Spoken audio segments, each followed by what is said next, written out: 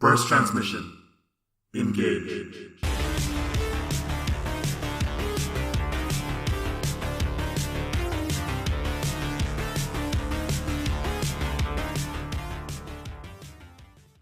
Good evening, everyone, and welcome to episode 1 of the Burst Transmission podcast. My name is Alex Mendoza, and with me is my co-host, the spirit of Orange County himself, Mr. Raul Lozada. And today we are very excited to talk to you about movies, games, music, and just things that really resonate with us from a pop culture and media perspective. So, hello, everybody. So, first things first. What have you been up to this week, Raul? Hello. By the way, I'm Raul, and maybe I'm not as spiritual as you think. Anyway, thank you for joining us here at the Burst Transmission Podcast. I appreciate it, and we're really excited to start this. So, let's see what I've been up to this week. A lot of Thanksgiving stuff. Got to spend time at home with my family. That's always good, and friends. As far as my downtime, I've been using it to catch up on YouTube. A lot of YouTube. I watch a lot of analysis videos like Cosmonaut Variety Hour or let's say Mr. Klemps. I'll watch those. Or if I always usually default to Red Letter Media, obviously. Red Letter Media is great. Yeah, it's great. Yeah. So in my downtime, I'm usually watching YouTube or playing like Pokemon Ultra Sun and Moon. Animal Crossing Pocket Camp just came out, so I've been gathering cherries and being a degenerate over there. And just playing my other mobile games too. How about you, Alex? Actually, now that we're on that subject, we actually had the idea for this podcast while we were on our Thanksgiving breaks, respectively. Just a little background history. Me and Raul have known each other for 10 years now, is it? Close to 10 years. Yeah, about 10 years. So a little brief background history. I used to teach music for a while at my alumni, A.B. Miller, which Raul also went to, and I taught the drumline there, and we kind of developed a student-instructor relationship, and we noticed that we liked a lot of the same things. After we graduated, we became really close friends.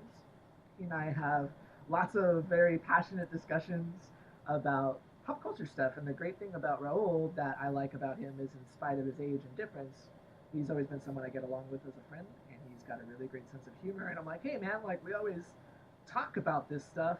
Why don't we just make something and share it with people? Because I think the cool thing about podcasts, my favorite ones at least, are the ones where you can tell the people aren't just doing it for the sake of doing it, right? You can tell they actually like each other, and that's what I'm really looking forward to, because living in the Central Coast, as I do in California, there's not very many avid gamers, at least to my knowledge. And yeah, what do you even do out there? That's a good question. I live. Do you bike down Pismo Beach and enjoy the sunset? That sounds quaint. That sounds quaint, honestly. Why are you complaining? That would be ideal, right? If I did get to bike down the beach, which isn't always as glamorous as you think, because lately there's been an exorbitant amount of seaweed just on the beach, and it's got that really strong fishy smell. So it's actually been yes, the seaweed debacle of Central California. Yeah, first we had the drought, now we got the seaweed. It seems like it never ends for us. I'm sure it's similar severity to the drought. I'm sure, actually. It's pretty insane. But yeah, man, that's what I was pretty much up to, and that's so aside from using time to play pretty much a lot of video games, I was spending a lot of time trying to think about what we could do for the podcast, comic content, obviously catching things up. But as far as Thanksgiving goes, I got to spend time with my mom, and we went to my brother's mother-in-law's house, who happens to live in Pismo. We had Thanksgiving there, so that was nice. That's about the third year in a row we've done that, I believe. Yeah. So that's pretty cool. Yeah, it was very nice, and then now we're here. And I'm just really psyched about it, man. What about you? What have you been excited about in regards to this podcast? What we were talking about? Just talking about stuff at length. I feel like the only times I really get to talk about the movies, the games, and the music I take in is with friends that don't necessarily live super close to me. A lot of my friends that I do analysis with over movies and games that we're interested in are back in the Inland Empire, where I'm originally from. Now I live in Orange County, so I think that having some kind of constant outlet to talk about things was the most attractive thing about it. Mostly because everyone has thoughts about the movies and stuff like that, especially if they take it like an analytical stab at it, kind of like how me and Alex do. So it just felt like really organic. Plus, I am new to podcasts, but I've just been completely transfixed by them in the past few months, and mostly because I added a commute on to work, and just in my general downtime, I like to have them on. Like if I'm playing a grinding video game or something like that, it's nice to have some podcast on the back. It's definitely true, man. But on that note, let's go ahead and move straight to the elephant in the room. All right. What were your thoughts on Steppenwolf versus Henry Cavill's Upper Lip, featuring accompanying live action superheroes in Justice League?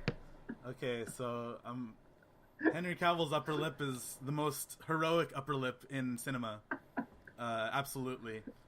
What I can understand on that note is, they have a prop department, right? They have mustaches. Sure. And it's just like who? And for those uninitiated, we're talking about the Justice League movie that came out recently, last week, right? It came out last Friday. Yeah, last Friday. I've already forgotten about it. So what does that tell you? So, anyways. Wow. No. Admittedly, I think I texted Alex right after the movie, and I was like, "Wow, that was not a movie. It was a miserable viewing experience." I think that was a bit parabolic, but not that much. Yeah, I get where you're coming from. My whole thing is just this. From the onset, I was really excited about the prospect of a DC extended universe. Sure. And so many of us were, but the fact that they wanted to jump to Avengers right away, like Avengers status, by getting the whole group together, you have the whole Marvel precedent. Whether or not they're humor-based films, at least they have a consistency, right? You build up these characters. And the thing about the Avengers type of thing is that they literally, it's not even in the movie. It was out of the movie. They got Joss Whedon to do stuff. Yeah, exactly. With the type of humor, and I think that kind of creates more conflict because you have two different tones, and I feel that's what this movie was. It was a series of experiments, like threading scenes together with different tones and really nice special effects. That's what it felt more like to me. The only aspect of the film that I felt was salvageable or even enjoyable is I really enjoyed Ezra Miller as the Flash. I thought he did a really great job. I really enjoyed the way they portrayed his effect, too, of his power. I thought that was really... You mean the time force? Yeah, the Speed Force. I really thought that was Speed cool. Force, that's right, sorry. It's okay. Speed Force. Yeah, I thought that was really cool how they did that, and I felt that they really captured the aspect of his character very well. Bro Drogo, a.k.a. Aquaman, Who brought this Game of Thrones guy? Yeah, I just... I get it. He's a really good-looking dude. He's got muscles. Yeah. And that's the... All the girls at work were swooning over him when the movie came out. They were like, "Oh my god, did you see Khal Drogo in the Justice League movie?" And I'm like, "Yeah, he looks fine, but I don't think that he was necessarily written very cleverly. I think he was very typecasted as big brash guy that makes one-liners and doesn't care too much. It almost came off to me, no joke, like you have the Ariel bro as versus Thor Ragnarok, right? Where Thor's become more of that kind of humor, and I feel like they try to make Aquaman kind of that equivalent, like long-haired, big dude. Yeah. And it just felt really forced because you want to like the movie, obviously. Which version of the bro did you like better? Was it Thor or? I enjoyed Thor's more, to tell you the truth. No, I remember you complaining to me a bit about how much of a bro they made Thor, but does the Aquaman depiction of that sort of same brashness make you appreciate Thor a bit more? I do, but that's only because of the fact that I've seen his transition in 2 other films. You had the first one directed by Kenneth Branagh, who's a fucking Shakespearean director, and so that movie that's why everyone was so excited about Thor. They're like, it's gonna be a Shakespeare in the Marvel universe, and just turned out to not be that great. Yeah. And I think that had to do a lot with, suffice it to say, Chris Hemsworth isn't necessarily the greatest actor either, but when it comes to his comedic timing, it's great. It's great. Very natural. Yeah, and even though I didn't like the fact that the humor was in Thor versus, let's say, Aquaman's bro humor, it felt natural because he's good at it. He's good at that timing. He had a good director. He had Taika, helping him out. Taika Waititi. Yeah, of What We Do in the Shadows and the Wilder People. The Wilder People. Yeah. So when you're comparing those two, and then you have Mr. Dower Zack Snyder, who makes really, really pretty movies, but They are. they're In fact, I'll say this much: like, if you just look or turn all the sound off of Batman vs Superman, and I want you to just look at the shots in that movie, they are gorgeous. yeah, exactly. But they are absolutely stunning visuals in Batman vs Superman. I argue this is some of the best superhero visuals we've ever gotten, minus CGI Doomsday, but that's a whole thing, right? Exactly. My thing with Zack Snyder, though, and I saw a really interesting video on YouTube about this, is Zack Snyder knows how to make really good scenes, but he doesn't know how to make really good movies. And what you mean by that is every scene should independently stand of itself, right? It should feel that it contributes to the world building. And I feel that when you watch movies like Watchmen or 300 or even Sucker Punch, God. Let's not talk about Sucker Punch. Like, we're already talking about Justice League. Let's not deviate further into the black void that is Zack Snyder's filmography, which is weird because this guy has fucked up a lot, and yet Warner Brothers keeps entrusting him to the reins, and I think it's partly due to the fact that critically they're lambasted, but they make a fuck ton of money. They do, yeah. And that's the problem. It puts butts in seats. Batman, Superman, DC heroes will put butts in seats. And I have a problem with that, and I'm sure a lot of the comic community does, because, you know, like, at what point do you sacrifice your marketing aspects? Like we're talking about Aquaman, for instance. They put Jason Momoa in there because that's going to get your female audience. They weren't stupid. Oh. You know? Hell yeah. And in a way, the way they went about these movies, they go about these movies are smart in their own way. They're going to, you know, they take the things that'll make them the most return. Exactly. And, you know, it just feels, I don't know, there's more negatives, obviously, than there are positives. There's so many contradicting elements, I suppose, in the story, like with the timeline, because when it shows that battle, spoilers, by the way. Yeah, full disclosure, we're talking about this title. The title of the video is Justice League Spoilercast, or one of them. One of the tags or something is gonna say Spoilercast. Yeah, You're gonna get spoiled if you don't click out now. So we're looking at the battle, right? When they were describing the battle between Steppenwolf and when Wonder Woman's explaining it, and you know, they showed the little Green Lantern thing trying to explain why he wasn't in the movie, and it's just like, it just kind of fucks everything up for a bit, because again, I'm supposed to be having this bravado moment. It's like, wow, like all this cool shit is happening, but it's just like you don't care about anybody. Did you notice that Zeus and Ares are there? Exactly, when the gods were supposed to be dead after the fact, right? Like, can we talk about? Like, I actually thought it was really cool to have Zeus kind of destroying people. Like, was it like? I mean, if you want me to have like any sort of fun, just put a god killing aliens. Like, do that. Why not, right? And I think that's one of the things that I don't think DC is taking advantage of, because the one thing that they should be thankful that Marvel did was Marvel is slowly introducing their weirder cosmic aspects. So audiences. Yeah, Doctor Strange was a great stepping off point. Yeah, in my opinion. Guardians. Not to mention Guardians of the Galaxy. Yeah, that was, I think, the entry point. And then obviously with Thor, it's more of that. You know, you're gonna get the Infinity War, which is obviously all cosmic based. Yeah. You know, so like you said, why not just go batshit crazy with it? If you're gonna do it, then do something that's completely outlandish, because it's because we gotta stay grounded.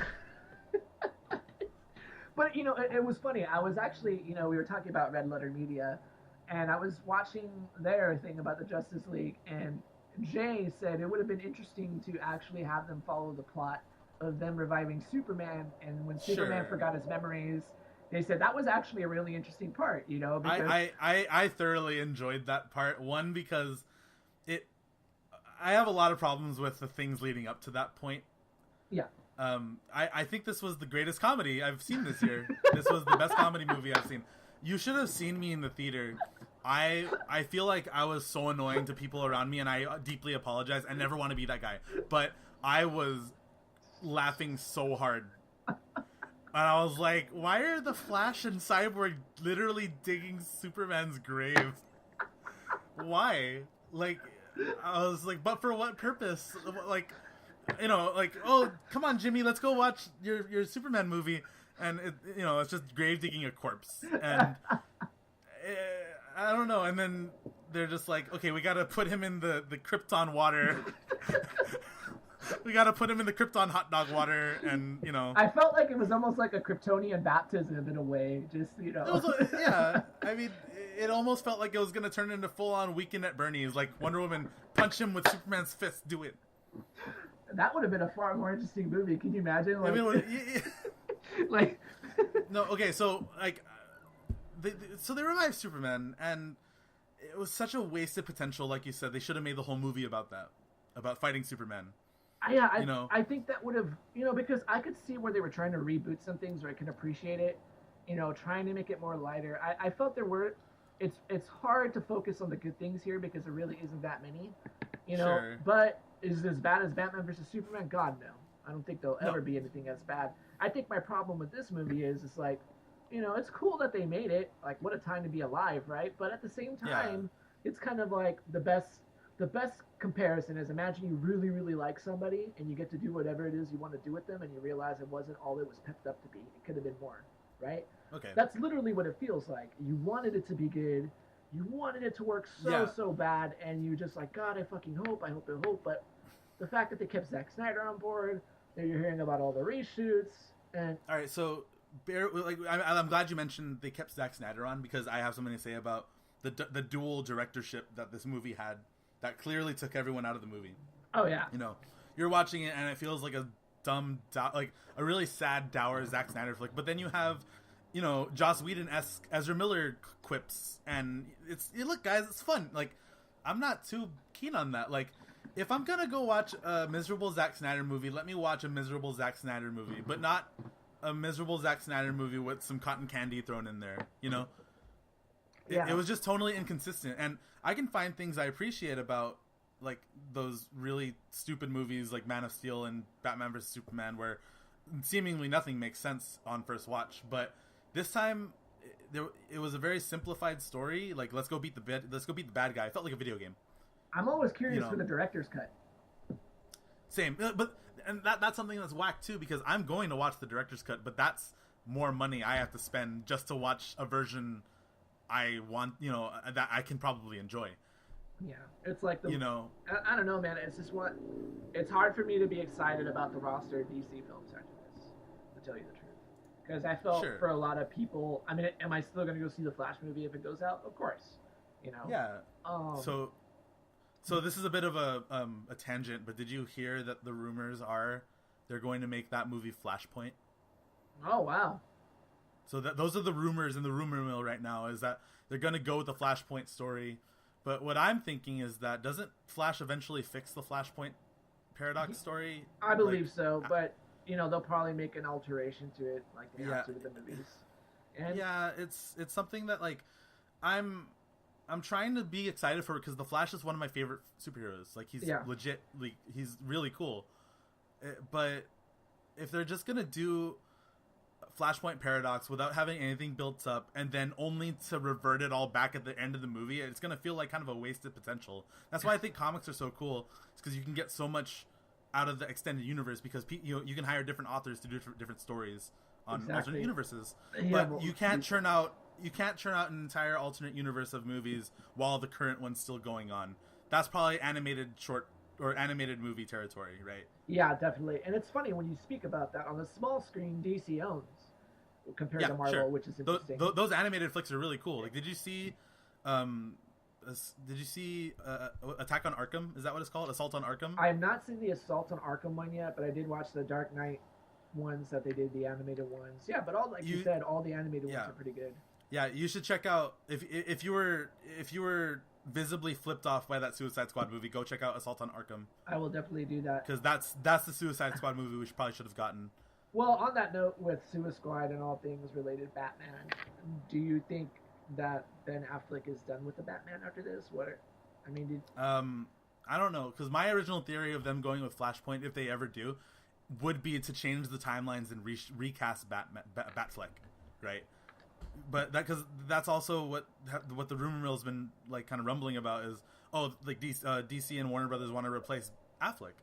I personally enjoy Affleck as Batman, not necessarily in Justice League, because I think he kind of looked like he wanted to kill himself the entire movie. Yeah, and that's another thing that really bothered me about it too, more than anything, with Batman's character, is that he talks about this whole, Superman represented hope in people, and when you watch Man of Steel, people hated him. There was no hope, and it's like Yeah, it never felt like Superman was liked ever in these movies. Exactly, which is why his death didn't feel like it meant anything, right? Because he wasn't the person that everybody looked to. And then when you think of all the destruction that happened in Man of Steel, if you want to talk about the collateral damage bullshit, whatever. Yeah. The point is you take this really iconic character, these two iconic characters, and you can't ground Superman. I think that was the problem. You can't. Yeah, because if you look at the Superman Golden Age kind of comics, like in Superman's heyday, when he's in costume, being the beacon of hope, he's really hammy and really kind of goofy. Yeah, and and that's why I kind of I could tell that Joss Whedon kind of put in those scenes where, like in the beginning, he's like this really stand tall Superman, like, oh, stay in school, kids. You know? I wish they would have done that. See, if they had done that Superman, honestly, Raul, I'll tell you that I would have gone with that than Mr. Sentient Upper Lip, because that's when it became glaringly apparent, right? Because we're talking about that fucking Instagram filtered lip. His lip is gonna. The sequel is just his lip fighting Darkseid. It just makes me so mad because that cost millions of dollars. Like, no, I heard that there's a lot of arguments saying like, oh, why didn't he just put a fake mustache on his other movie that he was shooting, and I mean, makeup is amazing these days. I mean, but like I heard that it was the studio of the other movie that refused to let Cavill shave. Oh, they probably did that on purpose. They're like, fuck you. But yeah, it's like, hey, F Warner Brothers movies, man, it still sucked. So it was like super petty. They cost them a whole bunch of money. And can you imagine being Henry Cavill sitting there with your brooding features as they are, and it's like, fuck. I want to talk about Henry Cavill just a bit. Like, I can't imagine how he feels, because he's been in more of these DC movies than Batman has, Affleck, right? Yeah. And he's just watched this for like 2 years longer than Affleck has. Like, he's watched the reviews, he's watched the criticisms, and he's watched the internal struggles of the company make these movies. And I'm just like, how does he feel? I feel like he could have made a good effort to try and like be able to shave his mustache, or not cost the company money to CGI it out. Yeah. But he just didn't. He's like, just get this, put me out of my misery. Let me get fired from this Superman role. But then it makes you kind of wonder though too. At the same time, it's like, okay, I mean, I get it at this point. Maybe you don't have any. I don't know. These people aren't getting. My thing is, my experience as an actor too. You know, like if I'm thinking these people are getting paid as much money as they are, regardless if it's bad or not. And I know the writing has a lot to do with it too, but I think just trying, like we talked about, trying to ground Superman, and you have this guy who clearly embodies that. I liked when he said the cheesy lines. I was like, oh, me too. I enjoyed it. That gave me, like, when he was fighting Steppenwolf, and he's saying, like, hey, is this guy giving you problems? Is this creep giving you problems? And, like, haha. And even though it felt so, God, in that ending scene, whoever chose the fucking color filter and said, hey, let's all make this in Virtual Boy red. Do you remember Virtual Boy? Oh my God. Like, yes. It looked like... it was bad, dude. It looked like you spread... If you pick the color bloody poop and you spread it all over the horizon. Exactly, and I couldn't... It looks terrible. And someone got paid. Someone got paid for that. Someone got paid to redo it. If you look at those old trailers, it just looks like like cloudy, like black clouds in the back. But now it just looked like this miserable red that is an eyesore, and you can't tell what's happening. Yeah, and it was just so bad, and that took me out of it too, right? And talk about Batman being completely fucking useless at the end. Like, what did he do? I know. Like, God, it's funny because you know, Wonder Woman and Aquaman are magical, strong beings that are able to go toe to toe with Steppenwolf for the most part. Yeah, right. And even though they're getting bodied, and then you see the Flash like using his powers to save people. What's Batman doing? He has a shotgun. He just that happens to magically go out when Steppenwolf is beating the shit out of everybody else. I'm like, oh, here's the telegraph for Superman coming back. But but the thing that made me enjoy it though is the fact that he hammed it up when he came back. Sure, that I like that. I feel like that was also Joss Whedon, but the thing is that even though I enjoyed it, it definitely didn't fit, and it felt like a sore thumb. Do you think if Joss Whedon had handled the movie from the get-go, you would have enjoyed it? That's hard, right? But I mean, honestly, think about it. I mean, like, yeah, it's annoying because the tone didn't fit, but if you enjoyed it at that point, and considering his track record, we had this conversation, right? And it goes back again. Do we want the super mopey, or do we want the Marvel style thing? Because even though I might have gripes with it, Thor Ragnarok was still a really fucking amazing movie. It was fun. It was fun. Definitely, it was super fun. And like, I think what people criticize me about for liking that movie so much is, well, you just like, you know, I don't understand why you like those Marvel movies because they're the same movie every time. Like, yeah, they're the same. Like, Thor Ragnarok at its core is just a Marvel movie. Like, it's the most Marvel movie you can get structure wise. Big bad shows up, artificial low point into real low point into high point. You know, that's what happened in that movie. But the thing is that these characters are fun to watch. They're more interesting dialogue wise, and you're just okay with it for some reason. Well, and I was. I know I was. Yeah, and I think the thing that comes from is that Taika is a very gifted comedic director. And I think what he does, and I think what's jarring for people, is this is like where I first, it's like he said, he went out to make it a comedy. Like, that was his intent. Because I think I was fully expecting Jermaine Clement to pop out. Yeah. Like, hey guys, I'm Jermaine Clement. And I guess for me, like, I can appreciate his just, I don't give a fuck. And the fact that Marvel let him do it, I give them kudos for letting him do it. Like, yeah, it's like, this is, it was like when the Ant-Man director got shafted. The guy that made Hot Fuzz. Yeah. Edgar Wright, right? Yeah. Edgar Wright was supposed to direct Ant-Man. I think it would have been way better. I think it would have been. Me too, but they decided to take it safe. And therefore, we do not get Edgar Wright's Ant-Man script, which potentially could have been really great. Yeah. But here, they let Taika Waititi do this one, and it was probably one of the weirder Marvel movies, just visually, right? And musically. You had like these weird Blade Runner tracks going on, and these weird aliens. I think it was great because there was no humans. Yeah, exactly. Like, you know, and I think those first two Thor movies are really slogged down by the humans. Well, I think too, what's great about the movie, and I think what Marvel is trying to do now, I think what's going to happen, and in all sincerity, Phase 4 is going to be the multiverse, right? The first part of Infinity War, Avengers 3, Thanos is going to kill everybody. This is my prediction. He will kill everybody, right? Mm-hmm. And in Infinity Avengers 4, because remember at the end of the Guardians of the Galaxy 2, they show Adam Warlock in the Bat Chamber, and he plays a huge part in Infinity War. He revives everybody, and I think that revival is going to allow for the multiverse, right? And that multiverse is going to allow for more genre-based films. Because what I like what Marvel is doing, and I think this is what allowed me to appreciate Thor a second time. I went into it really believing it was a comedy. I'm like, okay, like, Marvel decided to take its property. It's like, hey, what if we made Thor a comedy? And it worked. Yeah, because they went full force with it. Yeah. Unlike Justice League, where Joss Whedon said, let's make some quippy stuff here and insert it right into Zack Snyder's grim miserableness. Yeah, and it feels like... And it didn't work. It was unconfident, right? They didn't take confidence in that. And like, unconfident is actually a really good word for this movie. Yeah, and the thing was... And very, very good, like, telling... yeah, very exactly. telling of this movie. Well, the thing was, in speaking about Thor, you really got me thinking about it because, again, like, that's what I like about our talks. I went into it because one thing that stuck out that you said is like, well, he's like, you said, I think you didn't like it because you went into it expecting the usual. And I'm like, you know what, there is some credence to that, right? And what I think Marvel is trying to do now with, like, Phase 4 onward, because how do you really top the Infinity War, right? You know, unless they try to do Secret Wars or whatever.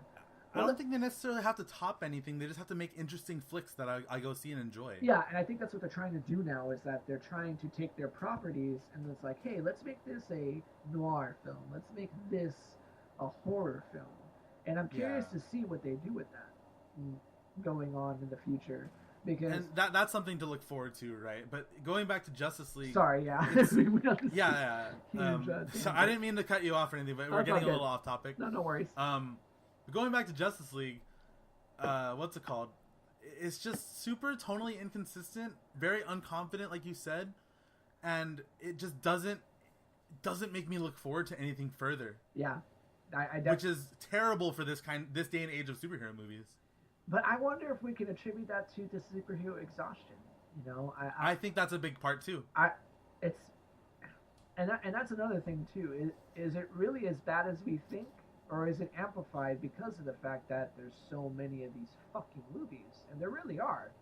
And when you get so many bad ones, I think with properties that you hope are going to work out for the best, I don't don't know. It kind of diminishes your optimism for the property, I suppose, right? You should be happy.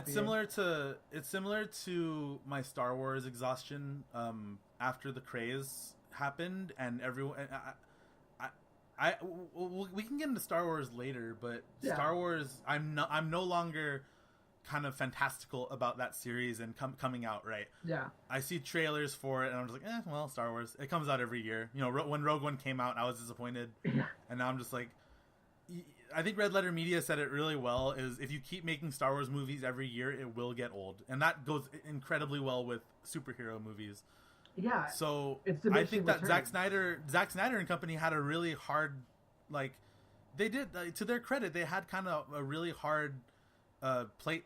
You know, they had something hard to do, which was impress everyone with a DC movie made by Zack Snyder, change the game with the Avengers-style ensemble movie, and make everyone excited for their extended universe with, like, Darkseid.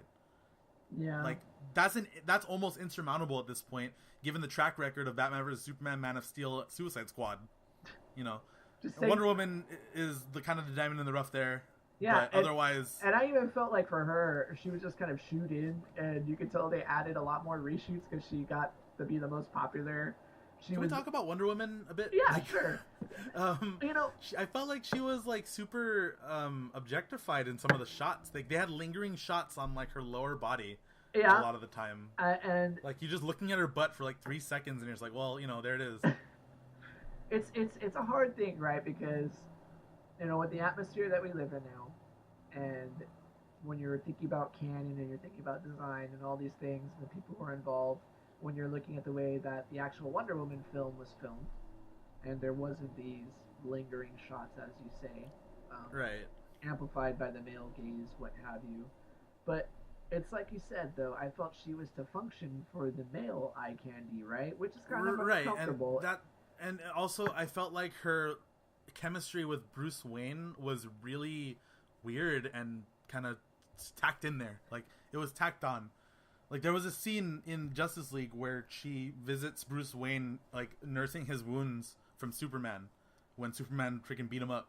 I remember that. And then she's just like almost sensually rubbing his shoulder while having a whisper conversation with him. And it was just like, this is weird. I don't feel this connection between these two characters at all. And they both look like they want to die. I don't know. It was just, you know. And then we haven't even talked about Cyborg. Like, what does that tell you about him? Cyborg was, I don't know. So I don't know if you know this, Alex. I'm a huge fan of Teen Titans. Yeah, I think it's my favorite cartoon growing up. Absolutely, my favorite American cartoon rather. DBZ was my favorite, but American cartoons has to go to Teen Titans. That show is incredibly special to me. So when I saw that they were going to include Cyborg, I was more worried than I was excited. Yeah. And it's only because I have this pristine kind of memory of Cyborg, and that has not as much merit as you'd think, because, you know, obviously it's like, oh, I have this memory and I hope it's still the same, because it's not going to be, right? But at least I'm hoping that this character will be enjoyable. I have to say, I wasn't necessarily really captivated by Cyborg in this movie. He had a lot of wasted potential, and again, we keep talking about that. That seems to be a reoccurring phrase. Unconfident, wasted potential. And sure. Is CGI was very iffy, and when you think about how much money was spent, and you're looking at how bad these effects are, like, the Revenant Bear looks a lot more realistic and well done. And that was even still 30 seconds of Uncanny Valley too, you know. Exactly. And I don't know, like, why are we spending this much money? The CG in this movie looked like a video game. Let's get that out of the way. And that's what I don't understand. Like, how there are video games that have better. Fucking Blizzard cinematics look better. Go look at Uncharted. Yeah. I watched the Uncharted 4 and I'm like, what happened? Like, like, I don't, like, Steppenwolf looked like he looked like Diablo from the original Diablo PC game. Like, right? Like, he looked like Diablo. He just was so bad. But more gray. Yeah, and then when he was trying to say, for the dark side, I was like, oh, I'm supposed to get excited now. Or you're supposed to clap, like, Yeah. ah! Like, oh, that was like such a, hey, audience, wink, wink. Guess who's coming? And we're like, but we don't give a fuck. back to Cyborg, I kind of wish they did a little bit more weird stuff, considering he was made from the mother box. You know, Can we just like talk about it's that? revealed. I have a What's problem with that name. for the mother box? Yeah, for so many reasons. What? Oh wait, never mind. Yeah. See, I didn't even think of that. And he's. Can we not? Maybe that's what it was. It was a whole like Oedipus Rex thing. Maybe that's Steppenwolf's driving. God damn it. We're not getting into this right now. This is a Christian podcast. Hey, be careful now. The Christians got Roy Moore, so you gotta be careful about which ones you're endorsing. So. Anyway. So. All suggested themes aside, I think Cyborg could have exhibited a little bit more weird stuff being made from the mother box. Because the mother box seems to harbor this weird inherent power. Like, first of all, like, when they were merging the mother boxes, it was basically terraforming the planet to look more like Steppenwolf's home planet. So you saw all those weird roots, right? Yeah, the intergalactic period colors. It basically made this big mother box type of barrier that turned anything within it into whatever energy or whatever it wanted. So were they in Chernobyl or something? Because I never got that. They were in a nuclear power plant. I thought they were in Springfield at first. I don't know. I was expecting Homer to come out. It was just really random that the families are stuck in their house and the parademons just decided, well, we're gonna leave them to their devices. the mother boxes the mother boxes themselves we can talk about later because that's a huge point I wanted to bring up. But back to Cyborg, he just kind of felt wasted, like you said. He was there to hack into the bat wing, right? And fly. He was there to save Aquaman from falling on that parademon. If you think about it, I don't know how I felt about the part where the fucking Batmobile suddenly turned into a tarantula that crawled on walls. You know what? I'm gonna be the devil's advocate and say I like that part. Okay, well, it was so stupid that I loved it. Okay, it was so dumb. Like someone said in the script, and the Batmobile turns into a spider that crawls on walls. I think that the reason why I was okay with that, aside from the fact that it was absolutely ridiculous and wild, is it was one of the more telling Batman parts where, he would have some kind of weird gadget for this job, you know? Like, he doesn't get anything unique in this movie other than that bat tarantula. You don't see him preparing anything unique for the parademons or anything. He kind of uses the Batmobile and punches bugs and shoots bugs. I'm surprised he didn't have parademon spray. Go all Adam West with it. Adam West with didn't he have at least 2 more Kryptonian grenades? Yeah, Kryptonite grenades. Where were the Kryptonian grenades in all this? Like, where did all? I don't know. It's all Maybe he felt so bad about Martha that he destroyed them. Fucking Martha. Okay, so like I said, Cyborg, he just kind of fired his laser every once in a while, and then he had to disarm the MacGuffin. Oh man, this movie, it's a piece of work, let me tell you. It was definitely a ride, but in the worst way possible, where, like I said, I was laughing throughout many of the decisions that were made. Can we talk about, like, Batman using the exact same reasoning that he used in Batman vs. Superman to kill Superman in this movie to save him? To revive him, even. Because he said in the first movie to Alfred, even if there's a fraction of a chance, we need to take that down. And in this movie, even if there's a fraction of a chance, we need to revive him. I didn't even notice that. He did. He totally said it. Oh my god. And I was just like, what is this movie? It's like nothing happened.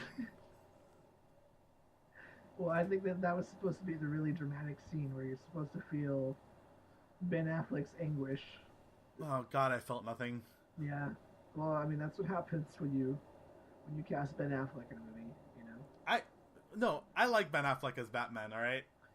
Just not here in this movie. I mean, these people got paid, and they all phoned it in. I felt like for them it was like, well, we signed the contract. Cool, let's get it done. You know. I actually didn't. Oh, what? And it's like, yay. Yeah. It's really disappointing. I actually didn't get a chance to talk about Ezra Miller. I know you said you liked him, right? Yeah. I thought he was the kind of thing where it's too much of a good thing in this movie. Yeah. Because the first introduction of him is great. The first two scenes will introduce him. The scene where he goes to visit his dad in the prison. Yeah. And the scene where he is visited by Batman. Yeah. I thought those two scenes were really good. And he was naturally really funny to me. But over time, I just realized that the only thing he ever says is kind of quips and jokes. Yeah. And some of them got overbearing. He felt like they were trying to do a Peter Parker thing. Right. And I'm not too familiar with like what are the different kinds of what are the different Flashes? There's Barry Allen, there's Grant Gustin. Yeah. Is that right? I'm not really familiar with the different iterations of the Flash. I just only know about Barry Allen. But because I'm not too I don't remember too much of how Barry Allen interacts with people. Is he normally super comic reliefy? Yes, he is. He has, like, he's supposed to, but not in that Peter Parker way. He has his own sense of humor. I don't know how to explain it. Right. I remember more of the Flash's powers stuff, and as opposed to his Barry Allen's personality. Yeah. Like everything that the Flash does is just super cool. Like when he phases through walls and stuff like that. Right. I don't know. It was just one of those things that was really, yeah. I don't know. I'm not saying it was bad. It just felt overbearing, and they also wasted all the jokes in the trailers. That's true. I also had a hard time not thinking of him as the character from Fantastic Beasts and Where to Find Them, where he was the little Puritan kid that got the shit beat out of him. Is he in that movie? Yeah, he is. He's a bad guy in that movie. Oh. Yeah, wow. He's supposed to be this really meek kid, and he plays a really interesting conceit that he's supposed to be the son of a mom that's against magic, right? They call themselves the Salem Coven. And I see. But obviously he has powers, so she beats him for it. And it's interesting, he... I should definitely check that movie out. That movie was actually surprising, to tell you the truth. It's got a lot more high points than I thought it was, and I didn't expect anything of it. I think there's some very interesting perspectives. I am a little upset that they didn't keep Colin Farrell, and instead they used Johnny Depp for the primary antagonist, but you'll see what I'm talking about when you watch it. I see. It's really disappointing because Colin Farrell did a great job as the antagonist in the film. And it's like an incredibly great job. It's casted really well. The art direction, it's a more adult take on the Harry Potter mythos, and it's kind of cool because it's about the United States way of doing it. So they have this group called the Makusa. Anyways, there's I'll definitely check it out. But I mean, I don't know, man. Justice League. It's the only thing I can say about that at the end of the day is that it was a very huge. It's like finding out when Santa Claus isn't real. You don't want to believe it, and then it happens, and then you have no more faith in humanity. And a lot of people criticize me, saying, "Oh, you just wanted to go in and hate this movie because you hated Batman v Superman and Suicide Squad." I'm like, no, I wanted a course correction. That's all I wanted, and I think they could have done something really good with it. Make an attempt, for Christ's sake. Now, I just want to talk briefly about the pacing of the movie. It is incredibly apparent they're just trying to catch up. They're just trying to catch up to Marvel, right? And that's nothing. That's not a big talking point at this point. Like, it's just very clear. So they shove in Cyborg, Flash, and Aquaman when we have no privy knowledge of them in the cinematic universe, and they expect us to kind of fall in love with them immediately, but we can't. So it makes their character interactions a little bit more forced, in my opinion. Yeah, it does. It makes it hard to care for them. And what's it called? Like, I never got the sense that they ever worked as a team. This is true. Can like, do you agree or disagree with that? I do. I want to know. Actually. I do agree with that because, for instance, the aqueduct, right? It's supposed to be when they all come together, right? When the water breaks through. I think that was supposed to be the part where they try to come together, but essentially fail because of their ego or their ability not being great enough. Yeah. And they get overtaken. Exactly. Right. And then when they tried it again, obviously when they're going to Chernobyl or whatever nuclear generic place, the mother box decided to turn into a cocoon. Right. They were all fighting together, and it just felt like, oh, okay, well, you just happened to be here, and hey, you caught me, and yeah, and I just, even when they were actually fighting together physically on screen, I just never felt a bond that, like, this is the Justice League. You know, they're supposed to be working together in tandem. It doesn't necessarily mean they all like each other. It just means that they work together as a team, and that eventually trumps the bad guy. Like, personally, I think that reviving Superman, if they didn't go the evil Superman route at all in this movie, which they probably shouldn't have, or should have rather, if they were gonna bring back Superman, I think they should have had that as the post credits scene. Yeah. Now, I think that the Justice League should have been clever about beating Steppenwolf by themselves, and that could have just involved Cyborg breaking into the MacGuffin and sending him back. It doesn't necessarily mean that they beat him, because I think canonically only Superman or someone of his similar power level can beat someone like Steppenwolf. Yeah, exactly. But if you really think about it, this movie was written just so Superman could save the day. Superman did all the work. That's true. But in all fairness, though, I think that was, like you said, that was their attempt at, a feeble attempt at course correction because of the conflict of the tone, and then Tim subtly hamming it up against this really dour villain who's so painfully generic. He's painfully forgettable. Exactly. And he's supposed to be the voice of a character from Game of Thrones. His name is Syrian Hines. He was the voice of Bruce Bolton. And, wow. Yeah, and I was like, wow, he probably regrets this now. I don't know. You know, because I bet. And what's it called? The MacGuffins, the mother boxes, they just felt like, what? Is literally just, we need to write in literal MacGuffins, and we're going to treat them as such. Yeah.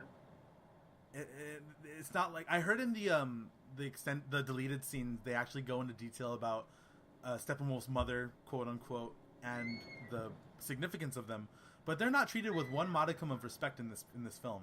I feel they were more of like the diet versions of the Infinity Stones, you know? The diet versions of what? The Infinity Stones. And just everything about this movie felt like a really anemic. It was just a nightmare. Like, bad. It was just so it felt, yeah, I think it was definitely a pretty bad movie. All things considered, I am going to look forward to watching the extended version. Hopefully it's just the Zack Snyder version, because even if I liked some of the stuff Joss Whedon put in, I just want to see the original intention of the movie, because I feel like it would flow way better. Well, in spite of flows and all that stuff, but can we talk about the part where Bruce Wayne rides a horse before he sees Aquaman? And that horse probably has better physics than the horse in a game I've been playing lately. Have you heard of Witcher 3? The best horse physics in modern gaming? Yes. That game? Yeah, and it was just weird to me, right? Like, Bruce Wayne rides a fucking horse into Alaska. Yeah, that was kind of weird. Like, what? But that was just a bit weird. Yeah, right? But, you know, it had a cold climate, and there's one in The Witcher. But the only reason I bring that up is because, as you know, as we've been talking about, I've been playing this game called The Witcher 3, which has been out since 2015. So I'm honestly incredibly late to the party. I feel like it's all good. Yeah, but man, I'm kind of glad that I was, though, because everything is available to me, and apparently there were a lot of bug issues, and I was reading about it. And what system are you playing it on? I'm playing it on a PlayStation 4. I see. And I'm just completely blown away by the developer. I think to have a deeper appreciation of this game, you have to watch the videos. There's a 35-minute making of documentary, and I love that kind of stuff because it really shows the passion that game developers put into these really great games, and you see why they're good. And when I watched this before I actually bought the game, and the reason I heard about it, I was actually on a Reddit post, and people were talking about the best RPGs you've never played, and a lot of people kept saying The Witcher 3, The Witcher 3, The Witcher 3. And wait, that was on... Wait, when was this exactly? This was like a month ago, I think. What? Wait, I think Witcher 3 was one of the biggest talked about video games in a long time, though. Yeah, but I think there was something talking about I just wasn't aware of it, I guess. And if I was, I wasn't intrigued by it because I wasn't really. I don't know. RPGs have been kind of letting me down lately. I see. Because I was very fortunate, 34 years old, so I grew up around the Final Fantasy VI, which was 3 here in the States. Well, the heyday. The golden age. Yeah. JRPGs, and it's cool how the Americans do their thing. I like how they do their open world RPG stuff, but I sometimes just enjoy a linear guided quest, and Right. what I really appreciated, it was kind of like this really cool contained sandbox with these great stories, and that for me is the biggest point for any game. I'm a storyteller, and I like good stories. Like I can handle bad gameplay as long as the story gives me a reason to go through it. And so I heard so much about it. I went to GameStop and I was looking for cheap games because I just got my PS4 again. I had to sell it beforehand and I had no games, right? So I was like, hey, Witcher 3 is only $20. Why not?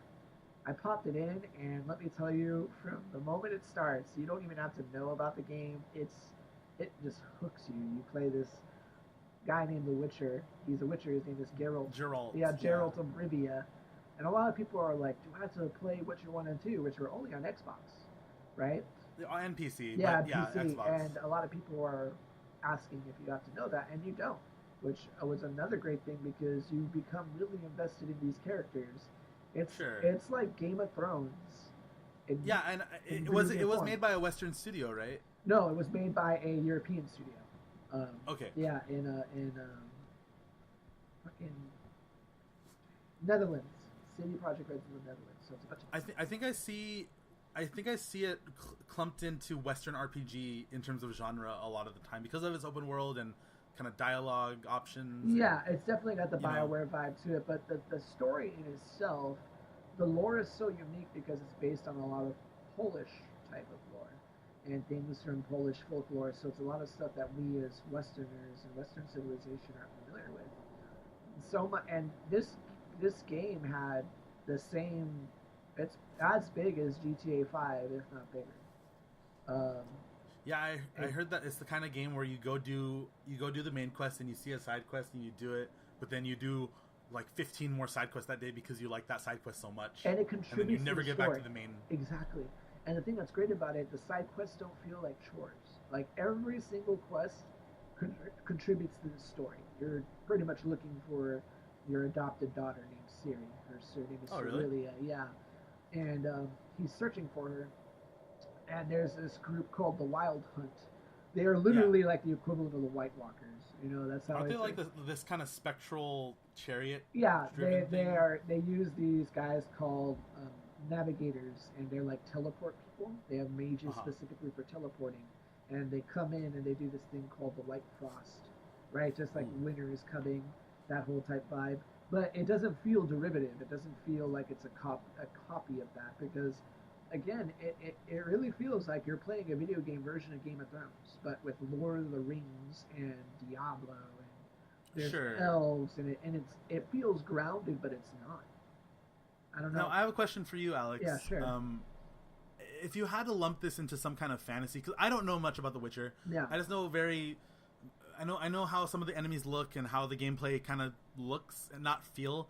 But I have more investment in the kind of fantasy it is. It's a fantasy game, correct? Yeah, it's a fantasy game for sure. And it's definitely got a lot of cool fantasy elements that when you're it's cool because The Witcher, they can't use magic, but they can't use like really high power spells, but they can use simple forms of magic called signs.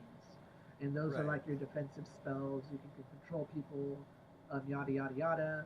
There's actual sorceresses that are specifically geared towards certain magics and stuff like that. So it's really cool because they kind of ground it that these powers take a lot out of these people as they would, right? Think more of like Ursula K. Le Guin type of wizard, Earthsea type deal. But so it's not necessarily super high fantasy. Yeah, I mean it's like Lord of the Rings type of stuff where things are inexplicably magical sometimes. No, there's still that. That's still present. I mean, there's still dragons, there's still wyverns, and things like that. I actually didn't even know there were dragons in Witcher. Yeah, dude, you fight, and that's one of the coolest things about The Witcher is the combat system. I normally don't like to play difficult games, but it's because of The Witcher now that I've started going back to all my games and playing them on the hardest difficulty. and I Sure. actually started playing Dark Souls, which I didn't like, but Ah, because of the yes, Witcher, good. but Good. because of the Witcher, I have a deeper appreciation for that RPG combat system. They're very Oh, similar. So sure. And a little side note, Alex, you just activated a whole new side of me when you said you started playing Dark Souls. Because I am very passionate about that series of games. So if you ever need to talk about it, Oh let me yeah, know. we're definitely gonna do that when I get more into that. But so far, I'm enjoying it, and that's what I really liked about The Witcher. I mean, it was when you play on what's called the Death March difficulty, it's really fucking Uh-huh. hard. I mean, Is that the difficulty that you started on? yeah, and it was weird because I've been having a lot more free time, and I want to really challenge myself. I'm like, man, I beat games too much. Like, I really want to get the value out of it, and I feel that's just gonna make me a Sure. better gamer, and I'll feel more accomplished. And it's Well, just even on the normal difficulties, I feel like Witcher is supposed to be like this expansive experience. it You gets know, really easy fast though if you play it on anything but Death March. Honestly, even when you start playing enemies that are beyond your level, it I think I becomes meant length and immersion wise. yeah. And the thing is, I like Death March because it forces you to use all the systems. That's what makes the game cool. You have to use the oils that are against the specters, or the different Right. hybrids of beasts. What swords work better, what oils work better. When you, So it's a lot more different than just hacking and slashing yeah, to win. exactly. You have to use the systems that are implemented. It forces you to gather the herbs, and then all of a sudden, I feel like I'm actually living in this world. Like All that's right. what I love about it is that all the systems complement each other and lead to an experience that keeps you wanting to not stop. Like That sounds pretty cool. Like, it seems like all the mechanics are conducive to making a streamlined, not necessarily streamlined in that sense, but a really lived-in experience for you, the player, as well as Geralt, the player character. exactly, and the thing that's cool about it is that with the dialogue options and there's consequences for your actions, and the game is just gorgeous, man. Like the lighting, the dynamic weather system, some of the most beautiful like sunrise, sunset pastels I've seen in the game. And you look at this game that has the same polish as these really expensive AAA titles that cost hundreds of millions of dollars, and these guys did it at a third of the cost, and they're That's still, ridiculous. and Was it a double-digit budget? yeah, dude, No way. bit, That's hard to believe, considering what I've seen of that game. it's crazy, dude, what they managed to accomplish with that. It's insane. Like, That's awesome. yeah, that and they're making that Cyberpunk 2099 game or 2077 game. They're supposed to be Oh making yeah, I that. heard about that. And I that saw that in some kind of Facebook post. and that's supposed to be all cyberpunk stuff. And I don't care how long that game takes. I know when it comes out, it's going to be amazing because Man, I'm gonna be so in there yeah, for that game. right? And yeah, if you ever get the chance, man, like I can go on wax poetic about it, but at the end of the day, I don't. It's one of those black holes that you want to make sure you are wary of opening because let me tell Yeah, you, dude. it sucks you in. It sucks. Well, you trust in. me, I'm not a stranger to black holes. I've been playing Final Fantasy 14 for the past 4 months, Oh, okay. and that's literally all I've been doing for 4 months every night. Jesus. It's fun though. Yeah. That's you still have to pay per month though, right? Yeah. Okay. But I mean, Definitely, but I think if I make it past the 3 month point and I still want to pay, then I think it's pretty good. oh yeah, for sure, definitely. I mean, if it's worth your money, it's worth your money. Yeah. So that's good. I had questions. So what is the battle system exactly like? Is it like, is there some kind of like parry system? Yeah. So you have a lot of your attacks are mapped to the actual D-pad. Okay. You have an option of two different swords. You have a silver sword and a steel sword. So when Okay. you click the left arrow on the D-pad, you use a steel sword, which is normally used for humans and regular beasts or whatever. You use the silver sword for non-humans and magical creatures. So Okay. each sword, every weapon has durability. You have a parry system where if you block at a certain time, obviously it counters. You can dodge. Um, How about magic? Magic is based on a stamina system. So the way that it works is that your stamina bar refills. So obviously, when you wear heavier armor, your stamina regenerates slower. When you use potions, another thing I like about this game too. I'm not sure if they do this in Dark Souls. I'm not very familiar with it yet. But when you take a potion that has effects, they have what's called toxicity, meaning that let's say if you take a potion that allows you to see in the dark, but if you take it too many times, you have a limit, but you can start poisoning yourself if you take Oh too wow. so you have to be very strategic, like the benefit, because you can make these things are called decoctions, and witchers are really good at making potions. One of the cool things they explain is that they train their bodies to. They have cat eyes. They change their metabolic rate systems to be going through this thing called the trial of grass, which is apparently they eat these different poisonous leaves, and if you survive, good. If you don't, you're dead. Like that's pretty much what it is. And apparently, Geralt, as a child, was very special in that sense. He's the only Witcher with white hair because he had a certain toxin that he ate that turned his hair white, and he should have died, but he didn't. So you're reading journals that talk about people who were like throwing up for days, and it's like these kids. And then they talk about like how they have to go through these monster trials and get their scars. It's a whole like really interesting lore that plays into your character building, and you meet other Witchers, and you meet all these other interesting characters who are all voiced very, very well, like incredibly well. And even like the most mundane tasks become this engrossing. You literally feel like you're playing in this world. That's the best way I can put it. And I urge anyone who has not yet to play that game to try it. That sounds awesome. It's pretty like incredible. it definitely going to be something on my to-do list. Probably I'll get into it maybe in this. I definitely do want to get into it maybe in the spring or summer of next year. Yeah, you'll definitely enjoy it. And there's 2 expansion packs to it too. 2 other game like DLCs that are almost as big as The Witcher 2. So they're almost full games in themselves that take about 20 to 30 hours to beat. And so tell me this, Alex. This is the most important question about The Witcher. Are you a pro Gwent player? Oh, I'm getting there. Gwent is fucking dope, dude. I'm like super addicted to it. And I always like to get my hair cut and my shave too. Sometimes, but man, that fucking horse, let me tell you, in a game with so many amazing qualities, the horse mechanic is god awful. It is so fucking annoying, and it sucks too. You should have taken notes from Metal Gear Solid 5. Right? Or Shadow of the Colossus or something. I don't know, man. Like, just one of the worst horse mechanics in the world. You call the fucking horse. Sometimes he appears like 90 meters away from you. Like, what are you doing? Are you fucking serious? Like, stay. No, this is why they should have taken notes from MGS5 because D-Horse just teleports to you. Dude, it's amazing. I'm like, great game, man. But speaking about really difficult things, you've been telling me about a really difficult run and gun shooter. The one that the Starbucks run and gun shooter. What was it? Cuphead. I think it's called Pumpkin Spice Contra. Dude, I had a pumpkin spice. It tastes like liquid mascara. I don't know how anybody fucking likes that. Have you never had a pumpkin spice before? No, I tried it for the first time this year because I wanted to see what all the buzz is about. Okay. And I had it, and I was like, "This is fucking terrible." It tastes like liquid mascara. I've never had it before. Can you tell me a bit about it? It's a waste of time and money. Like, smell mascara, right? Like, go, like, ask your friend who might be a female. She might think you're weird, but just be like, hey. Who might be a female?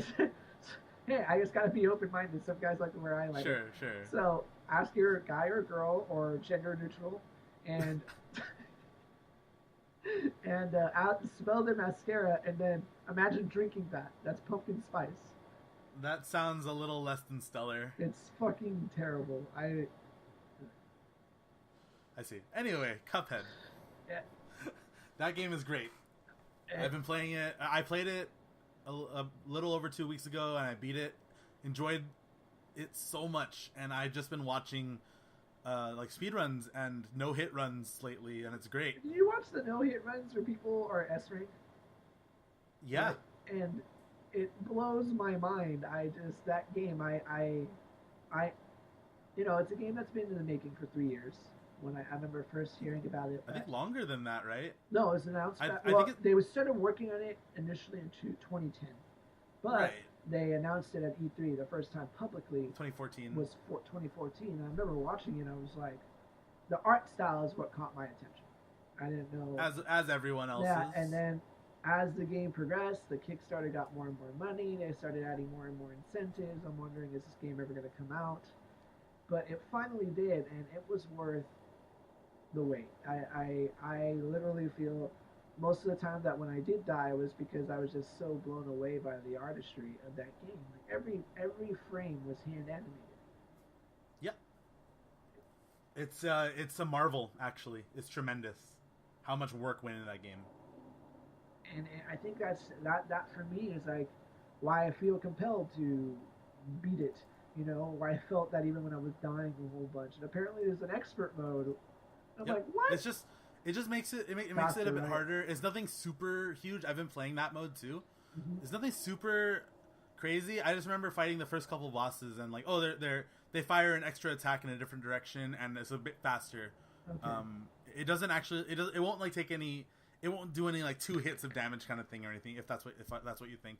Okay. It's just the bosses patterns are harder. Kind of like, I don't know if you're familiar with Two-Who games. They're like shoot 'em ups, kind of like the Raiden plane shooters where you're controlling a plane and dodging bullets and shooting. Yeah.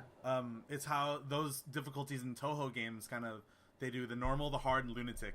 This seems like the normal mode of Cuphead was hard, and then it's the next mode is somewhere in between hard and lunatic. Wow. But lunatic is actually kind of impossible in Toho. That's not even that out of a comparison. But I digress. Cuphead is a great game, man. What's your favorite boss? Dude, that's really hard because they're all so well done. Sorry, I'm sorry. That might have been a little difficult. What is your favorite boss, and why is it the Crescent Moon Girl? Fuck her, dude. She's definitely the worst one. One of the worst ones. Honestly, I was really impressed, to tell you the truth, by the sequence of bosses at the end when you're fighting Mr. Dice, right? Because you know when he rolls and then you can hit all the bosses. And I just loved how all of them were so fitting of the casino mythos, right? Yeah. But at the same time, just so batshit crazy, like the cigarette guy, Grim Matchstick. I think they all have awesome names. I think Rumor Honeybottoms, the bee, that's like my favorite name, or Calamaria. I really like Calamaria. I really like I like Werner Vermin. And a lot of people don't know that his name is a play on the mouse, the rodent kind of thing. Yeah. But if because he's apparently from like Germany or something, so you pronounce the W with a V, and it's Werner Vermin. Oh no, that's Hans Vermhans. No. The music in that game is absolutely incredible, dude. Have you taken a listen to the soundtrack? It's aside from unbelievable. gameplay, it's unbelievable. It's like that big band shit, man. Like they really went out of their way to capture the essence of that time period. Like that's what I really appreciate about it, and just the work that went into it, and I think that's, for me, that's why it resonates so well. Yeah, like the gameplay is nothing revolutionary, right? It's not going to be for everybody, but it's Contra, it's Gunstar Heroes, exactly. But I think what but it works. Yeah, and the fact that it does work, the fact that they were able to make every single boss fight feel different.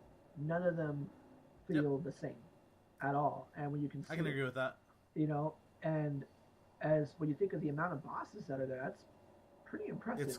It's quite a bit of bosses. Yeah, and the variety of them, where you have the ones after the little platforming levels, the ones where you're flying. It's just insane, man. The creativity that went into that, I felt like a little kid again.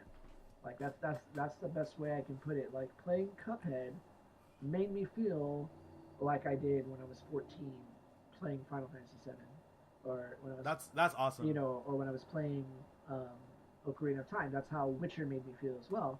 And that, for me, is kind of like the barometer of what I use when I'm looking at anything that I really resonate with. Because your formative years, I think a lot of my taste, or your taste, are influenced by those times you remember growing up, right? Those really impactful moments where when you watched a movie, or you played a video game, or listened to a piece of music, or whatever, and you come off feeling changed, And I think if I could just name drop a moment from my childhood, it would definitely be Vivi and the Black Waltz on the airship. Oh wow! Yeah, in Final Fantasy IX. That was a pretty poignant moment. Yeah. It's no surprise to any of my friends that Vivi is my favorite character of all time. Yeah. And it's because of that scene. Yeah. It's absolutely because of that scene. Yeah, and it's funny too because when you listen to people and you talk about these fictional characters and how they change your life, and you're like, these people aren't real, and you can't explain it, right? And you're looking at these video game characters. It's the weirdest thing when I'm playing a video game and I relate to some facet of it for whatever reason, whether it's a viewpoint that a villain might say or some little line that makes me laugh. I just think that we live in a really cool time that these games have become immersive storytelling devices that can literally change you. And that's the stuff I look for when I'm looking at things that qualify as of quality. You know, Mm-hmm. how is it making me feel? Do I get that same feeling? Because I think we get so lost in the artifice of things, trying to make everything so perfect in that Right. regard, that it's okay to have flaws. If anything, I think flaws make it more human. And I think that's one of the things that's kind of missing, um, from that. So when we play games like Cuphead, The Witcher, when you play the things that you like Final Fantasy IX, and you have those experiences, that's what I love because it's clear to the gamers or to the game developers that they are in it for the player. They're not trying to make money off of it. It makes video games more special as a medium, and I think that's very important because something like Dark Souls or something like Final Fantasy IX are able to give me something a little more poignant than looking at video on a screen. Yeah. Yeah. Um, Sorry, I didn't mean to interrupt you. I know no, it's okay. I know we wanted to talk about Hunter x Hunter, but I think this is a good segue because I didn't really think about it. Wait, can you say that again? I said I know we were supposed to talk about Hunter x Hunter next, and the anime show, but we're talking about childhood stuff, and we were going to talk about loot boxes and stuff, and I think that's kind of at the end of the day why I'm so jaded with the atmosphere of gaming. That it doesn't feel genuine. I guess it's really hard to find those titles where I get that sense of, wow, these people did it to make a great game, and maybe that's where all of the indie developers are, right? Like I'm not saying it's this complete desert, but I have a problem, like when we were talking about the whole loot box thing. Like I was looking forward to Star Wars, it's like cool, like Battlefront 2 on the original PlayStation was one of the best games ever, right? Mm-hmm. But then Battlefront 1 and 2 for the yeah, PlayStation 2. And now you're having people pay to play to win. And the fact that they're doing this to kids, the fact that they're doing these franchises, it's the most downvoted comment in history, as you so noted. So we've changed topics to Battlefront 2 and the loot box fiasco. Just a capstone on Cuphead. Go play that game; it's great. Oh yeah, sorry. No, it's okay. Yeah, I felt we really touched on a good point though. We talk about nostalgia and how games make us feel, and I don't know, like, what's your take on it? Like, do you think? I mean, these game developers are our age, Raul. These guys grew up playing these games. Like, I mean, do you think there's anybody within the company that actually gives a shit anymore, or what do you think it is? No, well, I don't place any of the blame on this on DICE. Not at all.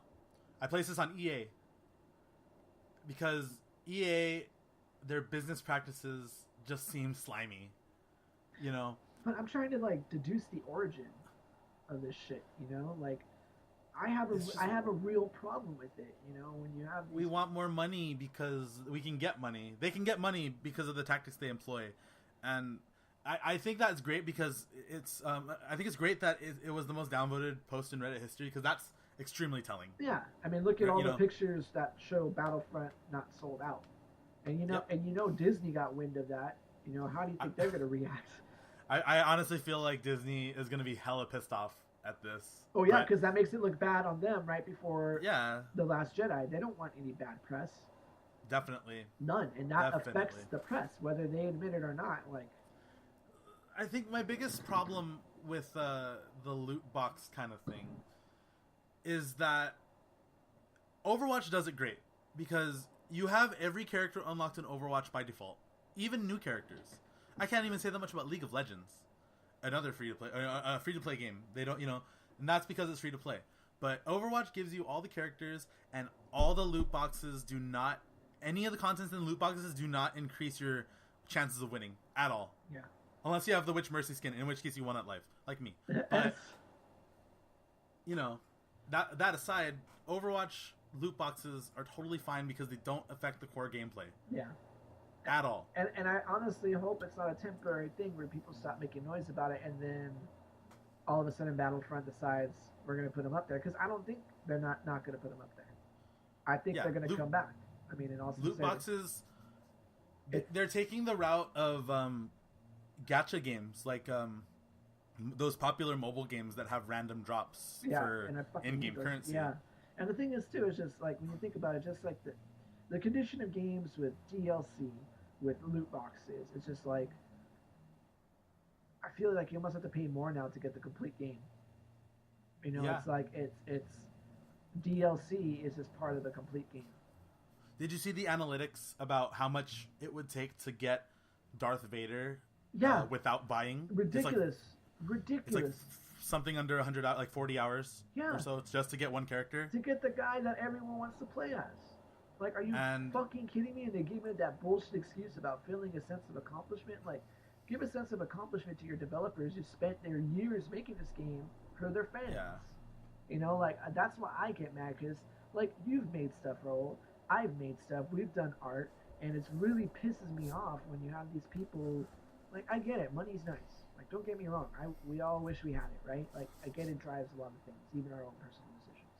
But when you have, like, these properties that have so much potential that are squandered by nothing more than monetary profit gain, it's like that quote, the moment you start doing your art for money, it's no longer art. Unless you're really good at it, which you're like most of the rappers that are in the game today.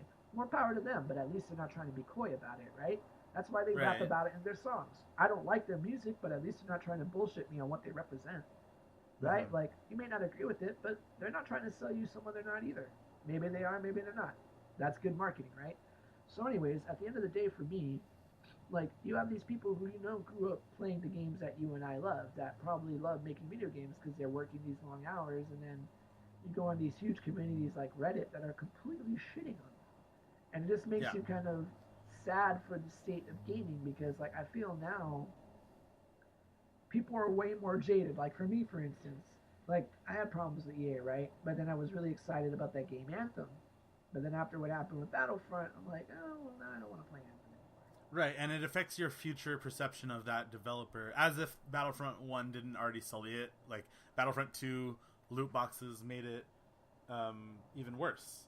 I just wish game developers would take the incentive to stop bullshitting gamers. Stop making trailers that aren't going to look like follow the product. Stop saying you're going to put these gameplay mechanics in or not. Like, just be upfront. Like, I don't know. I know it's a lot to ask. It's definitely not impossible, but the thing is that they're probably just going to do what's easier. And that's probably just extorting younger players that will buy loot boxes, and they will blindly follow franchises that they like, you know. It's gambling for fucking kids. Yeah, and you know, I play a lot of gacha games, and you know, I've heard people in Japan spend thousands of dollars a month on Grand Blue Fantasy. Like, that's ridiculous, right? Like, let's say $1,000 a month on Grand Blue. It's staggering how much they'll just spend on that game just to get their waifu or, you know, whatever. But, you know, I never thought I'd see that in AAA Western gaming, and it sadly that's what happened. And I wouldn't be as peeved with this whole fiasco if Darth Vader was just a skin of, like, the base Sith model, and you could buy that with premium currency, or you could buy that with in-game currency with grinding. But the fact of the matter is, these characters have different mechanics, and some of them are better. So it's just kind of manipulative to lock them and say, oh, look, that guy's killing you with Luke Skywalker, but you can't have him yet until you play this game enough or you spend money. And that's whack. Yeah. Have you heard of the really sneaky, slimy mechanic they have about social points in that game? Yeah, it was ridiculous, man. Like, where you can, like, watch someone open their loot box for some kind of social points. Yep. That's gross as hell. Yep. It's I don't know, man. Like, that just whole system. It just I think we can make a whole episode on that in itself. Just yeah. know? And as far as the gameplay for Battlefront 1 and 2, they look fine. Yeah. But I just think that the base game is just not enough for me to want it. Well, it's only a 4-hour campaign. Yeah. I'm like, really? I'm gonna spend $60 for a game where I can't get everything. Play something for 4 hours, even at the hardest difficulty, and that's it. I was watching a video where, like, I think it takes some inspiration from Overwatch in the sense that if you do better than a lot of people, you might get more bonus points for the free currency that you get after matches. And I think that the number one person on the leaderboard will only get like 20 credits above the person last on the leaderboard just for doing better. And that, I think that was out of like 3,300 to 3,500 credits. That's ridiculous. That's minuscule. That's ridiculous. You know? And I just totally did math wrong. I meant 200. But, you know. Oh my god. It's just like, it's so littered with bad business practices and lazy design that it's not worth me looking into in my opinion. Well, I mean, if we were definitely giving awards, this would definitely be most biggest disappointment of 2017 for sure. It already has an award. It's the most downvoted post in Reddit history comment. That was so beautiful to watch. Like it was like watching a wedding cake fall in slow motion. Yeah, it was good. It was unbelievable, but speaking of unbelievable, I want to talk about Hunter x Hunter. What is Hunter x Hunter, Raul? Because I the only thing I could think of is that it's a hunter multiplied by another hunter, so it's Hunter squared. So it's like a really bad math formula. I want to talk about Hunter squared. All right, so I've been watching an anime called Hunter x Hunter. It is a shonen anime, so when I say shonen, I mean stuff like for little boys. So Naruto, think Bleach, think DBZ. It's a little bit more than that, though, because the themes that it deals with are a little more mature. Uh-huh. They deal a lot with self-growth at a normal pace, as opposed to kind of a power up phase. Okay. It's really cool because these main characters start off at such a level, and when they achieve their goals, they're just like, oh, we can take on the world, and then they immediately find out that they just aren't powerful enough to do anything still compared to the real things in the world. Is it like an Alucard situation in Castlevania Symphony of the Night where like death comes and just like, no? A little bit. So I'll talk about it a little bit. I've been watching the show. I started maybe 3 weeks ago, and I got to episode 74 or so. I'm in the middle of something called the Greed Island arc, and I'm about 5 to 10 episodes away from the defining arc of the show called the Chimera Ant arc. Okay. Which, if you watched or read the manga, if you watch the show or read the manga, you'll know exactly what I'm talking about. It's one of the more celebrated anime arcs in history. Really? Wow. So a lot of people will name drop Hunter x Hunter Chimera Ant arc as one of the absolute best things in shonen or manga in general. I like how the main character has the same color scheme as Yu Yu Hakusho. Kind of reminds me. Oh, it's the same mangaka, Togashi. Oh, well, that explains a lot. Yeah. So I'll talk a little bit about it. It stars this kid Gon as the main character. He's really happy-go-lucky, and think like Naruto or Luffy from One Piece. They're kind of really gung-ho, like, I'm gonna be the best. Yeah. You know? And that's pretty atypical for a shonen series. Then his best friend is this assassin named Killua, and he's the same age. He's a little boy. Killua Zoldyck? Yeah, Killua Zoldyck. He has a white color scheme, and he's this little edgy child, and he's a naughty boy. That's another thing. Just the fact that his last name is Zoldyck. Yeah, that's pretty freaking cool. Then you have a character named Kurapika who has a grudge against this group called the Phantom Troop, and he has his own reasons to be pursuing his goals. And then you have Leorio, who is a bumbling, almost a bumbling sidekick, but not too stupid. He's more like a intellectual kind of doctor type of person. Okay. So this really charming cast of characters, and when you watch the first arc, which is the Hunter exam arc, you kind of think, hey, this is a pretty standard shonen formula. Kind of the main character is going through these trials to achieve something, and he's going through it in this kind of happy-go-lucky, I'm always gonna kind of win attitude, and the show kind of takes that in stride, and it's like it treats it as such. But then you kind of get to this point in the show where things start not going well for these main characters, and it kind of subverts some of the shonen tropes. Like, man, I think Gon's win rate is really half and half, whereas Goku's win rate is almost like 80%, 90% from DBZ. Yeah. So immediately I kind of felt this is a little different. Like the main character struggles quite a bit, and he's nowhere near as powerful as anyone around him. Even Killua is way stronger than him in the first half of the show. Even Kurapika is, and I just thought, man, I don't know why I want to see this character succeed so much, and he isn't. So it just makes this really weird dynamic. Well, the character design is pretty cool from what I'm looking at. Yeah. The character design is great in this show. It's very even outside of the physical aspects of these characters, their actual powers are super interesting to me. So Leorio is the dude with the glasses. Yeah, the glasses in the suitcase. And then Killua is the white hair. Yeah, and Kurapika's the blonde-haired boy. Yeah. Okay, I thought that was a girl at first. It looked kind of like a girl. No. Oh, and then you got Gon, who was the kid with the green and silver. Or He has a fishing rod. Oh yeah, fishing rod. Now I see that. Yeah. Yeah. So, watching this show has been really interesting because it progressively kind of gets darker and more serious, and they pull way less punches as it goes on. Like, people just start dying. Nice. Starts going Harry Potter-ish. A little bit, but like the main characters are still fine for the most part where I am. But what's it called? It's just like in the first few arcs, in the first arc of the show, it's just this tournament arc, and it's pretty standard.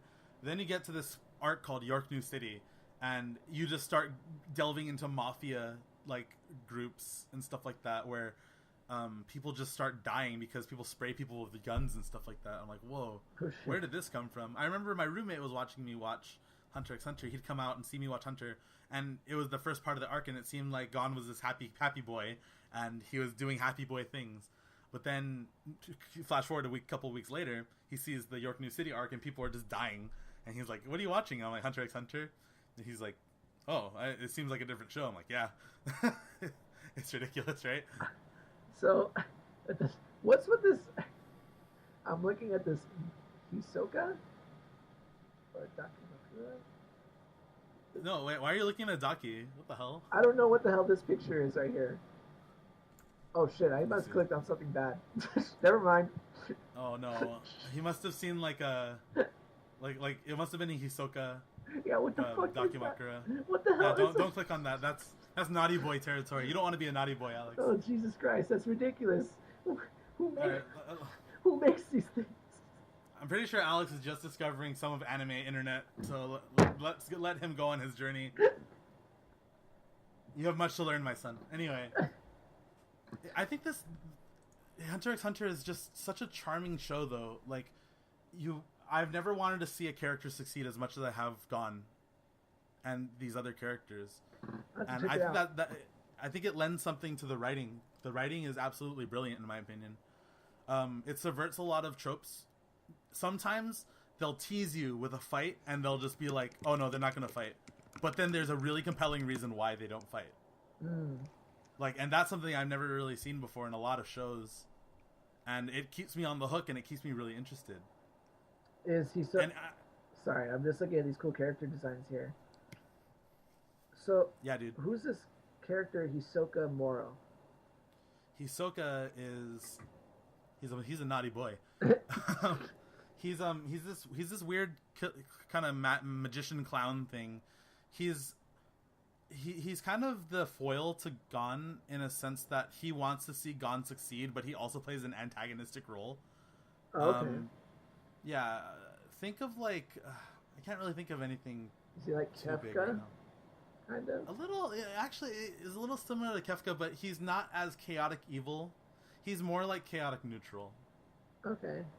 Hisoka's absolutely chaotic neutral because sometimes he'll be aligned with this group of people or evil people, and then he'll just be like, "Oh no, I just want to fight this person," and then he'll leave.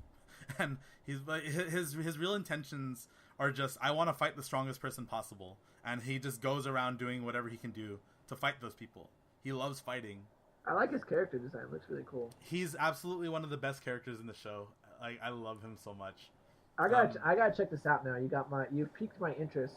Yeah, yeah, definitely, and it has a bit of a rough start because the stuff that you watch in the very beginning is not at all indicative of what happens later.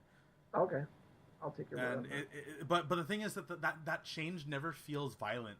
It very easily kind of eases you into it, and then suddenly you're just like, oh, where did all this serious, mature theme stuff come from? But then you're like, oh, it came from this, and it makes sense. Oh, I'm down with that. Yeah, I think you'll really, if you like Kefka, you'll enjoy Hisoka because they're both weird homosexual clowns, and it's great. I like just those really weird, off-kilter type of anime characters that are just batshit Yeah. crazy. If you like, the system that you know how in DBZ there's stuff like ki, and they talk about how they control ki. In Naruto, there's like, oh, we control chakra, and these are the things we can do with chakra. The system that Hunter x Hunter uses is called Nen, and they use like four or five different stages of Nen. Like one is for channeling your energy, one is for intimidating, like sending your energy out, one is for hiding your energy, and then you can do a bunch of really cool combinations with them all. And the show does a really good job at just kind of putting care into that system. You can tell that the writer really cared about making a cohesive system of power levels in that show. Not necessarily power levels, but ability spectrum. So, and then there's like, oh, one person can either be an enhancer, or they can be a manipulator, or they could be a conjurer, and it's really, really interesting how they go about describing it. And then you'll see like, oh, Hisoka is a manipulator or whatever he is, but he does it in this cool way, different from this manipulator. Yeah. But then Gon is an enhancer, but he's way different from this enhancer that does this thing this way. So it's really, really neat. I gotta check that out. You definitely have piqued my interest. Yeah, I think it's definitely one of the more well put together battle shows I've ever seen so far, and I'm looking forward to checking the rest of it out. Anyway. Sorry. No, it's fine. I got distracted by this picture that someone posted. Yeah, rest in peace, Alex's pure sensibilities. Sorry. The death day was 11/26/2017. I know, we're barely on episode 1. It's good though. We gotta deal with some resentment. No, now you're sullied forever, and now you've been introduced to the dark side of anime internet. This is true. I didn't even know these things existed. You have much to learn, my son. It's funny you use the word unsullied because you know how it's like Game of Thrones. Yeah, or like even the episode of Charlie McDennis where they're pulling up the flags. He goes, "Notice our flags. They're unsullied, untouched." And then, oh man. Oh my god! And then Frank and his Nazi flag that has 4 Fs. All right. Speaking of untouched, guess what we have not touched yet, and that's Game of the Year. Oh, this is true. We have to talk about our Game of the Year, and I'm just gonna go ahead and say it. My Game of the Year is definitely gonna be Cuphead. Solely for the fact that I know there's a lot of other really, really good things, and I started to play Nier Automata and all that stuff, and Persona 5. But right now, as it stands, that has been the game for me that kind of really, I'm just, like I said, for a game to make me feel like that was a real big thing for me, and I always have fun playing it, even when I'm getting my ass kicked. I think it makes you a better gamer, and I think it's very inspiring, I think, just as art, that people are still doing these really ambitious things. I think that's one of the things that we don't get enough in video games is that ambition, right? Because with the technology we have, I know we're all in it to make money, but the fact that an indie developer did this is pretty incredible. And yeah, that's where I stand on that. Nice. So Cuphead is Alex's Game of the Year so far. I'm pretty sure it'll stand like that because I don't think anything's coming out really in December. Yeah, not really. That catches my eye. Yeah. I want to talk about my Game of the Year. It was definitely Nier Automata. Uh-huh. I think that game is incredibly special to me because I've always been a fan of Yoko Taro's story, or like his writing in general. For those of you who don't know, Yoko Taro is the director of Nier, and he's kind of the creator of these wacky worlds that Nier takes place in. Nier is just this interesting, unique experience that I haven't played before. I didn't play the original Nier. I watched a Let's Play and analysis videos of it, and then I got into Nier knowing a lot of the lore, but then playing Nier was just definitely something special.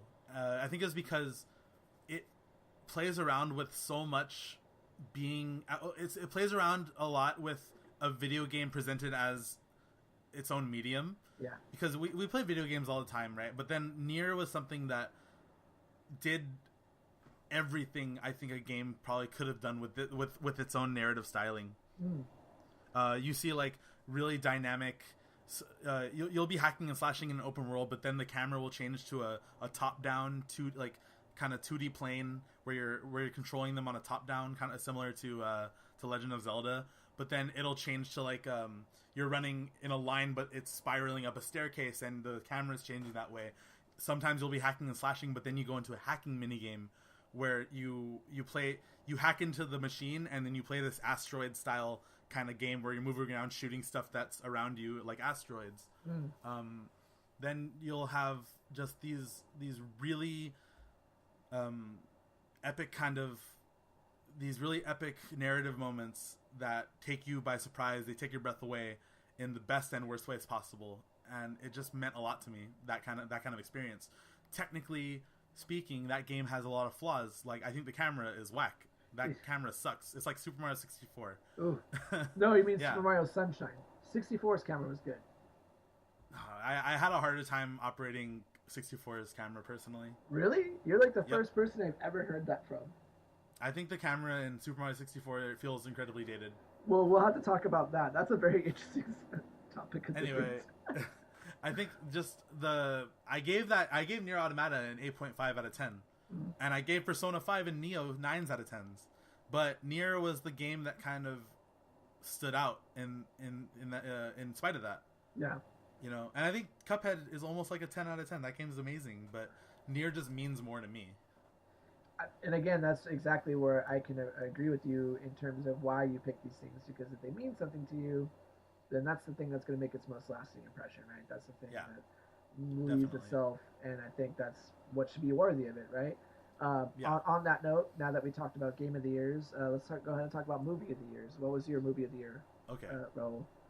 I enjoyed 3 movies this year, quite a bit more than anything else I've seen that was new. Okay. One was Get Out. I like that movie a lot. But definitely the best theater experience I've ever had, because the crowd gets really into that movie. Everyone was yelling and screaming, and they were, I don't know how to explain it without being a little stereotypical, but one of the characters is made to be that person that you yell at, saying, "Oh, don't go in there," kind of thing, right? Yeah. And one of the characters is meant to be that person, but that prompted the entire audience to be that person. So everyone was like, "Oh, don't go in there, dog! No," you know, it's great. So that was that. I like that movie more for the theater experience, but the movie itself is pretty masterfully done in a lot of ways. Jordan Peele really knew what he was doing when he made that movie. John Wick 2, great fun film. I personally enjoyed John Wick 1 a bit better critically, but John Wick 2 was still just the power fantasy I was looking for in terms of movies. That movie just has such great gun choreography, no matter how it's so good, batshit insane and implausible it is. I just love how that movie does and does not take itself seriously. It takes its gunplay seriously, but the tone of the movie, like you have that scene where John Wick's on the floor and Tyrese is on the top floor, and they're shooting at each other with silenced pistols amidst a crowd, and it's like the stupidest thing I've ever seen, but I love it. I forgot about that part. Yeah, it's like, this is wacky and ridiculous, but somehow it works because I'm totally enthralled by this scene. Well, as we've learned through our conversation today, I think wacky and batshit is what the DC universe should do next. Yeah. That's going to be the only thing. And finally, I think my movie of the year, the Get Out and John Wick 2 are my honorable mentions. My movie of the year was Logan. Yeah. I love that flick so much. It's very sad. It's very sad. It's a very somber flick, very unexpected, a lot of the things that happen in that movie in terms of the emotional cruxes and stuff like that. And it was something I definitely welcomed because I think it took a lot of risks. You know what I loved about that movie? Honestly, I never thought of this, but after seeing that movie, if they do the Last of Us movie, they should cast Hugh Jackman as Joel. I think he would do. I think he would do an incredible job as Joel. Like, you know, I was just surprised by almost kind of the literary kind of poeticism to that movie. It didn't. Feel, it definitely felt. It didn't feel like a superhero movie. It felt like. It felt like an intense character study of someone on his last rope. Yeah, like in this world that happens to exist. You know, like, you know those comic books that come out that are like, they'll go away from the grain of their Marvel or DC counterparts, and they'll be like some neo-noir kind of those are always really the most intense character study.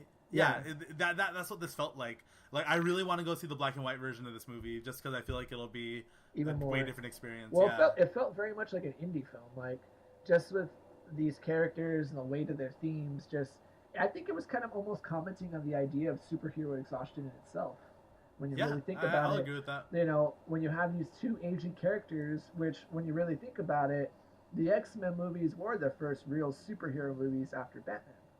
Yep. You know, and those characters have been around the longest.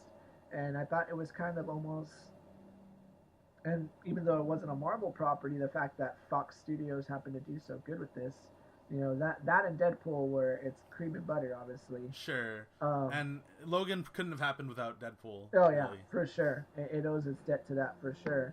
But Logan, like you said, was definitely one of those films. I think after it was done, you were blown away because it wasn't what you thought it was going to be. I was completely enthralled by Logan. It was so good. I was sad as fuck after that movie was done, but it's like you had Johnny Cash's Hurt playing in your heart. Yeah, after the movie. And the thing that was interesting is like Wolverine, I always felt was one of the characters I didn't like, but Logan made me kind of really empathize with him for once because I felt like Hugh Jackman was more there based on the laurels and his good looks because you get a lot of actors who are like that. I've never really been impressed with him no matter what he's done. Even with Les Miserables and stuff like that. But this is the first movie where I felt he really kind of had gravity to what he was doing.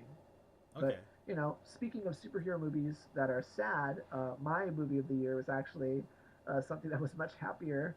Spider-Man Homecoming. Man, what a great way for the Spider-Man franchise to finally find its heart and soul. Like, I feel... You know what? I actually just watched this movie this morning. Oh, okay. And what did you think? I loved it. It was like that. Tom Holland is fucking Peter Parker. Like he's the greatest depiction of Peter Parker in my opinion. He is so charismatic. Like, this is how I knew it was a good movie. You know, the first 5 minutes, Vulture, right? The wall comes down on him, and he was trying to push it up, and he said, "Help me!" Like, dude, I was emotional. Like, I got emotional for him, and I was like, "Wait, like." When have I ever got emotional at a Marvel movie? Like, are you fucking kidding me? Like, because the movie does a really good job at making you like this character, but also realizing he has faults. Yeah. Like, you watch those other Marvel movies, and you're just like, they kind of tack on their faults like Post-it notes. Yeah, exactly. But this movie felt like everyone was a living, breathing character, and that's what was special about it. And not only that, but it was one of the best realized high school culture movies I think I've seen in a long time. Yeah, I want to talk about that a little bit. Do you know who co-wrote this movie? What was that? Do you know who co-wrote this movie? I do not. John Francis Daley, the guy from Freaks and Geeks, the main character. That makes a lot of sense. Like, and the whole movie, I was trying, like, when I'm seeing all the high school scenes, I'm like, does this feel like 16 Candles? I don't think so. It felt like, real. That's all it was. I felt like I was like, I can make this akin to a John Hughes movie, but not quite. Yeah. You know, and I was looking for in my memory data bank because I'm a cyborg apparently. I was looking, I was like, what movie does this remind me of? Or what show? Or what teen comedy? Or what teen movie? And I just kept coming up with John Hughes, but not quite. But then I was like, wait, who wrote this? And I Googled it, and I was like, John Francis Daley. It's Freaks and Geeks. Yeah, dude, now that you say that, yeah. Yeah, it just felt like Freaks and Geeks, because they treated the characters like human teenagers. Yeah, man, and that's what I was really happy about, is that and I think for all of us who've been in high school, we all felt for that, you know? Like, when he left Ned there and he was supposed to go show everybody about Spider-Man, I felt bad for him. I was like, no, like, I know he's going to do that. Like, that happens so much in this movie where I feel bad for the incidental characters left by Spider-Man. Yeah, right? But then you can see why Spider-Man does it, though, too. And that's what I think is a strength in the movie, that it really does establish the difficulty of these conflicts. And I like how it's not world-ending stakes. Like, Vulture, that was great. Vulture is probably one of my favorite villains. I think he's definitely my favorite Marvel. He's my favorite Spider-Man villain since Doc Ock, probably ever. Oh yeah, dude. And then the twist, how he turned out to be the girl's dad. That fucking threw me for a loop. I was like, oh shit. And you didn't expect it at all. And that was the coolest fucking part about it. I definitely didn't expect it. And it seems plausible afterwards, because you've seen that, and all of a sudden you're like, damn, dude. And now I know why this guy does what he does. And the way that his talk with him outside of the homecoming dance. Oh my god. I felt like he was a living, breathing human that does independent contracting and is desperate to keep his family alive. Yeah. You know? Like, I was like, man, I really thank God for casting Michael Keaton, by the way. Like, that was such a smart move on their part for this extremely human character. But it's such a meta narrative on his part, though, because he was Batman. Because he just did and he did and Birdman. he did Birdman, and then now he's doing Vulture, who is a Birdman. He's a villain. Yeah, but definitely one of my favorite Marvel flicks. It was just such a well put together movie, and I loved how they took away his suit. I don't know why people had such a gripe. They said it was like Iron Man light. And I was like, no, dude. Like, I felt the way they integrated Tony Stark was perfect into it. It was perfect because it wasn't overbearing. Yeah, and a lot of people I think were worried about that, myself included. I felt like it was going to be, Iron Man 3.5. Iron Man featuring Spider-Man. Yeah, exactly. And I even liked... Me too. Yeah, and then I liked even when they finally released all his suit features, he would naturally react like the way he did. He's like, I don't even know half of this shit. So I liked how they didn't... and it's great because he's learning with the audience, so you feel that much better connected with him while he's learning what his suit can do. Exactly. It was just a really well put together movie. I was not expecting much of it, and considering it came out like 6 months ago, I was just blown away. Like, all of it from beginning to end. I loved how Marissa Tomei, Aunt May, found out at the end how he was Spider-Man. Yeah, it's great. She's like, what the? Yeah, and then it cuts away. It's good. Dude, it's just such a great moment.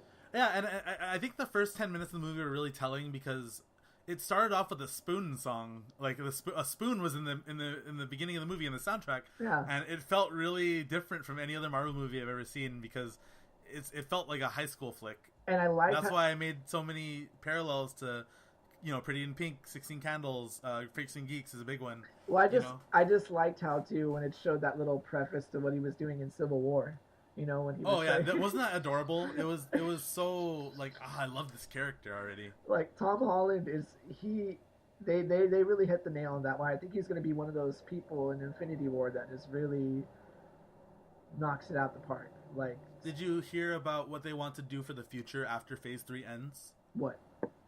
They want to make Homecoming 2 the jumping off point for the new universe. Oh, wow. I think that was what they wanted to do, but I can't. Don't quote me on that because I think that was just a rumor. But I think that makes perfect sense, though. Yeah, that'd be dope. Because Tom Holland is literally just growing with the movies at this point. So I think he's gonna. Yeah, I think he's gonna be like. I think he's gonna be the equivalent of what Robert Downey Jr. was to Iron Man. Like, how he grew. Isn't that cool? We can say that about a literal 18-year-old. Yeah, exactly. It's great. That he's gonna be like the next face of Marvel, where he's kind of like linking everything together. I think. I thought it was a bit cheeky that they put Donald Glover in Homecoming. Oh yeah. Because everyone was clamoring about him being Spider-Man. Miles Morales. Yeah, they really wanted him to be Miles Morales. I really like that they put him in. It was really nice of a nod that we're listening to the fans. Oh yeah, and and for as much as he was there, he was really funny. He was funny. Yeah, he's like, I got ice cream in here. Also, Hannibal Buress was good. Oh yeah, he's like, I think that guy's a war criminal now. I love the videos of Captain America, dude, where he's in detention. Captain America. He's like, so you messed up. You did something stupid. It's good. I wanted to talk about it a little bit. I think one of my major gripes in this movie was actually the character of Michelle. Okay, MJ. Played by Zendaya. Yeah. MJ. I thought she was really inconsequential to everything in the movie. I thought she was kind of like Joseph Gordon-Levitt's character in Dark Knight Rises, where she was kind of there for fan service. Or at the end, he's like, "What's your name, Robin?" "Oh, it's a really nice name," and you're like, "Ugh." I think it was kind of the same thing where she's like, "Yeah, but my friends call me MJ." I was like, "Yeah," I was like, "That's so tacked on." I was like, "Oh, come on!" You just gave Zendaya a paycheck. She's credited first before the girl that played Liz. What? Yeah. Liz did way better. Liz was super, and also Pepper Potts. Super hot. Liz was super hot. Yeah, she's also young. Anyway. Oh, well, hey, you're the one talking about naughty boys and little boys and shonen. So. Yeah, all right. But Hisoka's a full-grown man. Also, those are 2D people. I'm just kidding. Oh my god. Anyway, so yeah, I just feel like Zendaya was super not likable, and I felt like I didn't want to see her anymore. That feels mean, but I was like, she's gonna be our MJ, really? Yeah, she looks like she doesn't shower. Like honestly, she did. I know it sounds like a really, really fucked up, mean thing to say, but like, she didn't look clean. Like, No, definitely not. and that's never been her character unless they're trying to go with like, MJ is the daughter of like a meth head, and that's why she lives in this squalor or something. It's like, wow, you guys are really going grounded with it, huh? I just wish that like they would have put something to make me like her and look forward to her as MJ. Well, let's hope for better things in the future. Who knows? She might die in Infinity War. Whoa, no, I'm not. We don't need any children dying. It's like, oh look, MJ's dead. Jesus Christ. So, now that we talked about our movies of the year, let's go ahead and close it off with our albums of the year. I don't have an honorable mention, honestly, to tell you the truth, but I'm just going to go ahead and say that I was a really, really big fan. First it was Kendrick, but then you and I were talking and I realized it was Tyler, the Creator. Flower Boy, and a tie between that and a soundtrack from The Leftovers Season 3 by Max Richter. Obviously two entirely different albums. Yeah. One has no words, the other one does. One is very out there personality, and the other one's about a show where 2 million people disappear and everyone's sad. But the reason I like Tyler, the Creator's album is I felt this was his most pop-centric album, but he didn't sacrifice his personality and his charisma in that really dark and demented way. He definitely found an even balance for that, and his production, man, it just Isn't it great? Every song slaps. Like every song just is so good. Even if you just took out the lyrics, just the beat production, I was really impressed. And Tyler did most of them on his own. Yep. Which I was like, wow, this guy really took ownership. He's talented. He really took ownership of it, and because of how much I like this album, I kind of wrote off his earlier stuff. And even though the lyrics are really dark, he's a really good lyricist. Like he also improved his singing quite a bit. Like you listen to something like 911 or, I mean, not 911. Boredom, is that the song where he sings? Yeah. He's at all sorts of levels. He's just gotten so much better. But that definitely is my favorite album of the year. I Ain't Got Time and Who That Boy have to be one of my favorite songs. But then speaking about The Leftovers. See You Again, that's what it is. The song where he sings a lot is See You Again, I think. Yeah. Okay, yeah, you're right on that one. The Leftovers, the reason I liked it, the music is the show.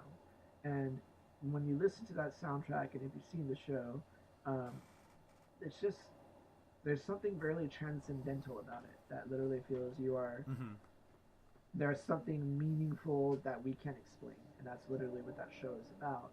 And, when I have to sometimes act and do really emotionally heavy scenes, I'll listen to that soundtrack because it immediately takes me to that place, that overwhelming sense of emotion, and that where you can't help but feel to respond with tears coming out of your eyes, depending on how you feel. Oh, wow. So, you know me, though, I've always been really into music. I think that's been something about me since I was a kid. I'm a really sensitive person by nature. I've always have been, which you can imagine as a Hispanic Mexican male. Is something that's a little weird, of course. You get a lot of it's okay. I cry when I listen to Death Grips. It's fine. Well, okay, that's good. Don't clown on Death Grips. God damn it. But yeah, man. That album, man, it really moves me, and that's why I love it. That's cool, man. So. All right, I want to talk about my honorable mentions first because I actually listened to quite a bit of music this year, but I had to boil it down to about 3 honorable mentions and 1 album of the year. I'll talk about the honorable mentions a bit briefly because I think we're running short on time. But Tyler, the Creator, Flower Boy, definitely a big contender for me. I just loved it. Every song, it felt like the natural maturing of Tyler, the Creator as an artist in every way possible. Yeah. And I think a lot of my friends said that it was him softening up, but I was like, yeah, that's kind of the point of the album. People get older, they don't stay really mad forever, believe it or not. Yeah, and if I had to listen to another Cherry Bomb, I would have chopped myself. I don't like that album. Yeah. But Tyler, Creator, Flower Boy, go check that record out. It's really, really good. I love I Ain't Got Time. I love Who That Boy, See You Again. all the all of the features are fire. Like there's even Estelle feature. I was like, oh wow, that's really neat. Yep. Never thought Estelle would work on a Tyler the Creator album. Right. You know. Estelle. Another one for me, Japanese Breakfast, Soft Sounds from Another Planet. This project was really, really cool to me because I always liked Japanese Breakfast. If you're not familiar with them, they're this kind of dream poppy band with a female lead singer. They talk a lot about really human themes. Like they talk quite a bit about sexuality and just the daunting nature of humanity and being an adult. The actual music in this record is very enjoyable for me to listen to. The song Roadhead takes me on a musical journey. I love that song. It sounds like an interesting title. Yeah, it's actually about what you think too. I bet. And the song Boyish is very good too. Just I don't know, it was just a very enjoyable dream poppy type of record and I don't say that much about dream pop because normally I think it bores me to death because dream pop sounds the same all the time. Well, it's all we could thank Sofia Coppola for that one after Lost in Translation. I don't know. Yeah. Anyways, continue. Sampha's Process. If you are a fan of SBTRKT Subtract, you'll definitely like Sampha's Process. He sang Trials of the Past, one of the best songs ever fucking created. Yeah, he's just an amazing vocalist, and the beats he puts out are fire, and Process was no exception. He has some really, really introspective lyrics on this album. Like he has a song about a piano that just breaks my heart because he's talking about how no one understands him except the piano and the music that he makes, and it's just gripping. Oh, and wow. that whole album takes you on a really cool journey. Yeah. So I absolutely recommend Sampha's new record. Yeah, his voice is unreal. It's I want to say haunting, but it's more therapeutic than that. I guess it depends on what the context of it, right? Because I think the thing that's good about his voice is its emotional versatility. Yeah. Just 1 second he can really make you feel sad, and the next you're just like, wow, look at how light his voice is here at this point, and he still carries that vulnerability, which I think is the vulnerability is definitely a big draw. Like when you listen to SBTRKT and his features on those records, you see the emotion bleeding through a bit, but really that kind of project lends itself more to the beats and the vibes that it makes. But this album is really just a really interesting study on this character that he's presenting himself as. Definitely. It's awesome. But my number one album of the year is definitely Nightbringers by Black Dahlia Murder. I know that seems so out of left field, but I'm a huge fan of death metal, melodic death metal, technical death metal, whatever you wish. And this album just kind of brought it on all cylinders for me. Very aggressive, very melodic when it needs to be. The lyrics are super good. Go check out the song, what's it called? The song Matriarch is really cool. And also Catacomb Hecatomb. Probably my favorite death metal song of the year is Catacomb Hecatomb. It has one of the most melodic choruses I've ever heard in a Black Dahlia song. Nice. And it's just kind of like where I wanted this band to go musically and sonically.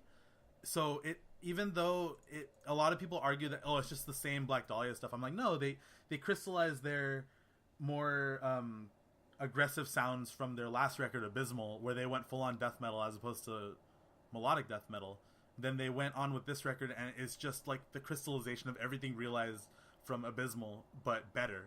Yeah. And that's the reason I really enjoyed this record so much. No song is wasted. In fact, I wish the album itself was a bit longer. The album length is about 33 minutes long, which isn't necessarily weird for a death metal record, but I just wanted more quality tunes, Definitely, man. Well, I appreciate you sharing that with us.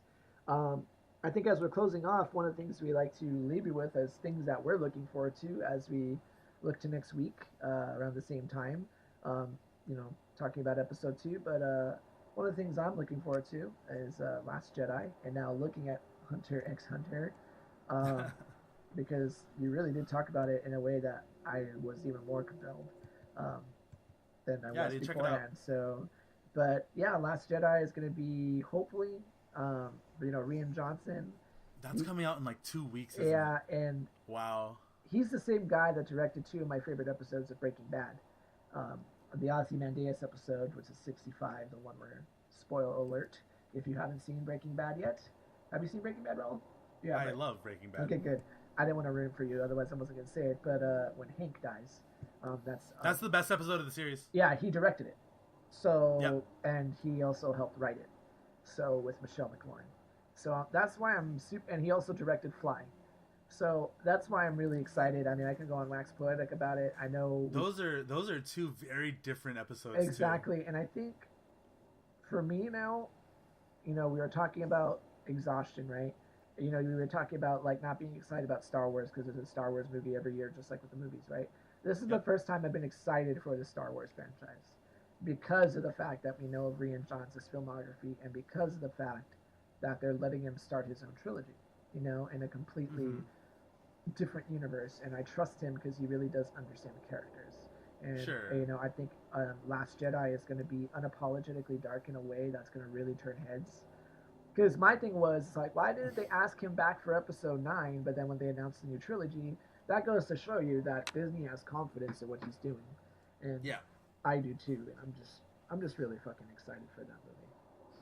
I am reserving my expectations mostly as a gut response, honestly, because I was let down by The Force Awakens in many ways. Even though I think that there were really enjoyable parts of The Force Awakens, there's just egregious writing methods and writing consequences of that movie that I really didn't like. So it put a bad taste in my mouth, to say the least. So I want The Last Jedi to be great and palate cleanse and course correct a lot of things, but I also, just being the kind of person I am, can't give them the benefit of the doubt to make that movie for me. They're going to make it for the masses. But they also, like Rian Johnson, I was a little lukewarm on him after, what's it called? Looper. Yeah. I was a little lukewarm on that movie. Yeah. But, if he does anything similar to the way that he directed those episodes of Breaking Bad, and not necessarily, like, tonally, right? Like, people don't have to, like, get iced, which they probably will. Yeah. Everyone's going to die. I think it's just, like, I'm trying to get myself to go in with neutral expectations so that if it's great, it's going to be great. And if it's lukewarm, well, it was a movie. It's probably the safest way to do it. So yeah, it's a good call on your end. But I think for that being everything, I think that was a pretty... Wow, we talked for about 2 hours, man. That's awesome. Yep. Not too bad for our first episode, but we want to thank you again for stopping by for our first episode of Burst Transmission. Yeah. We hope you enjoyed it. We'll be back next week talking about some more stuff. And I'm Alex Mendoza. I'm Raul Lozada, and to get the next episode, you have to get a loot box, you have to get out of a loot box. Because we want to make you feel a sense of accomplishment. Where can we find you, Alex? Well, I do have a Twitter handle. It's at AREKUSUSAN16. That's Arekususan16. That's my name in Japanese. At twitter.com. So that's where you can find me for a handle. We're going to start our own Twitter and stuff for the Burst Transmission podcast. We're going to get that going. But that's where you can find me. I also have a website. It's jammedia.squarespace.com, jamedia.squarespace.com. You can find my stuff that I've done with music journalism, movies, and all that good stuff.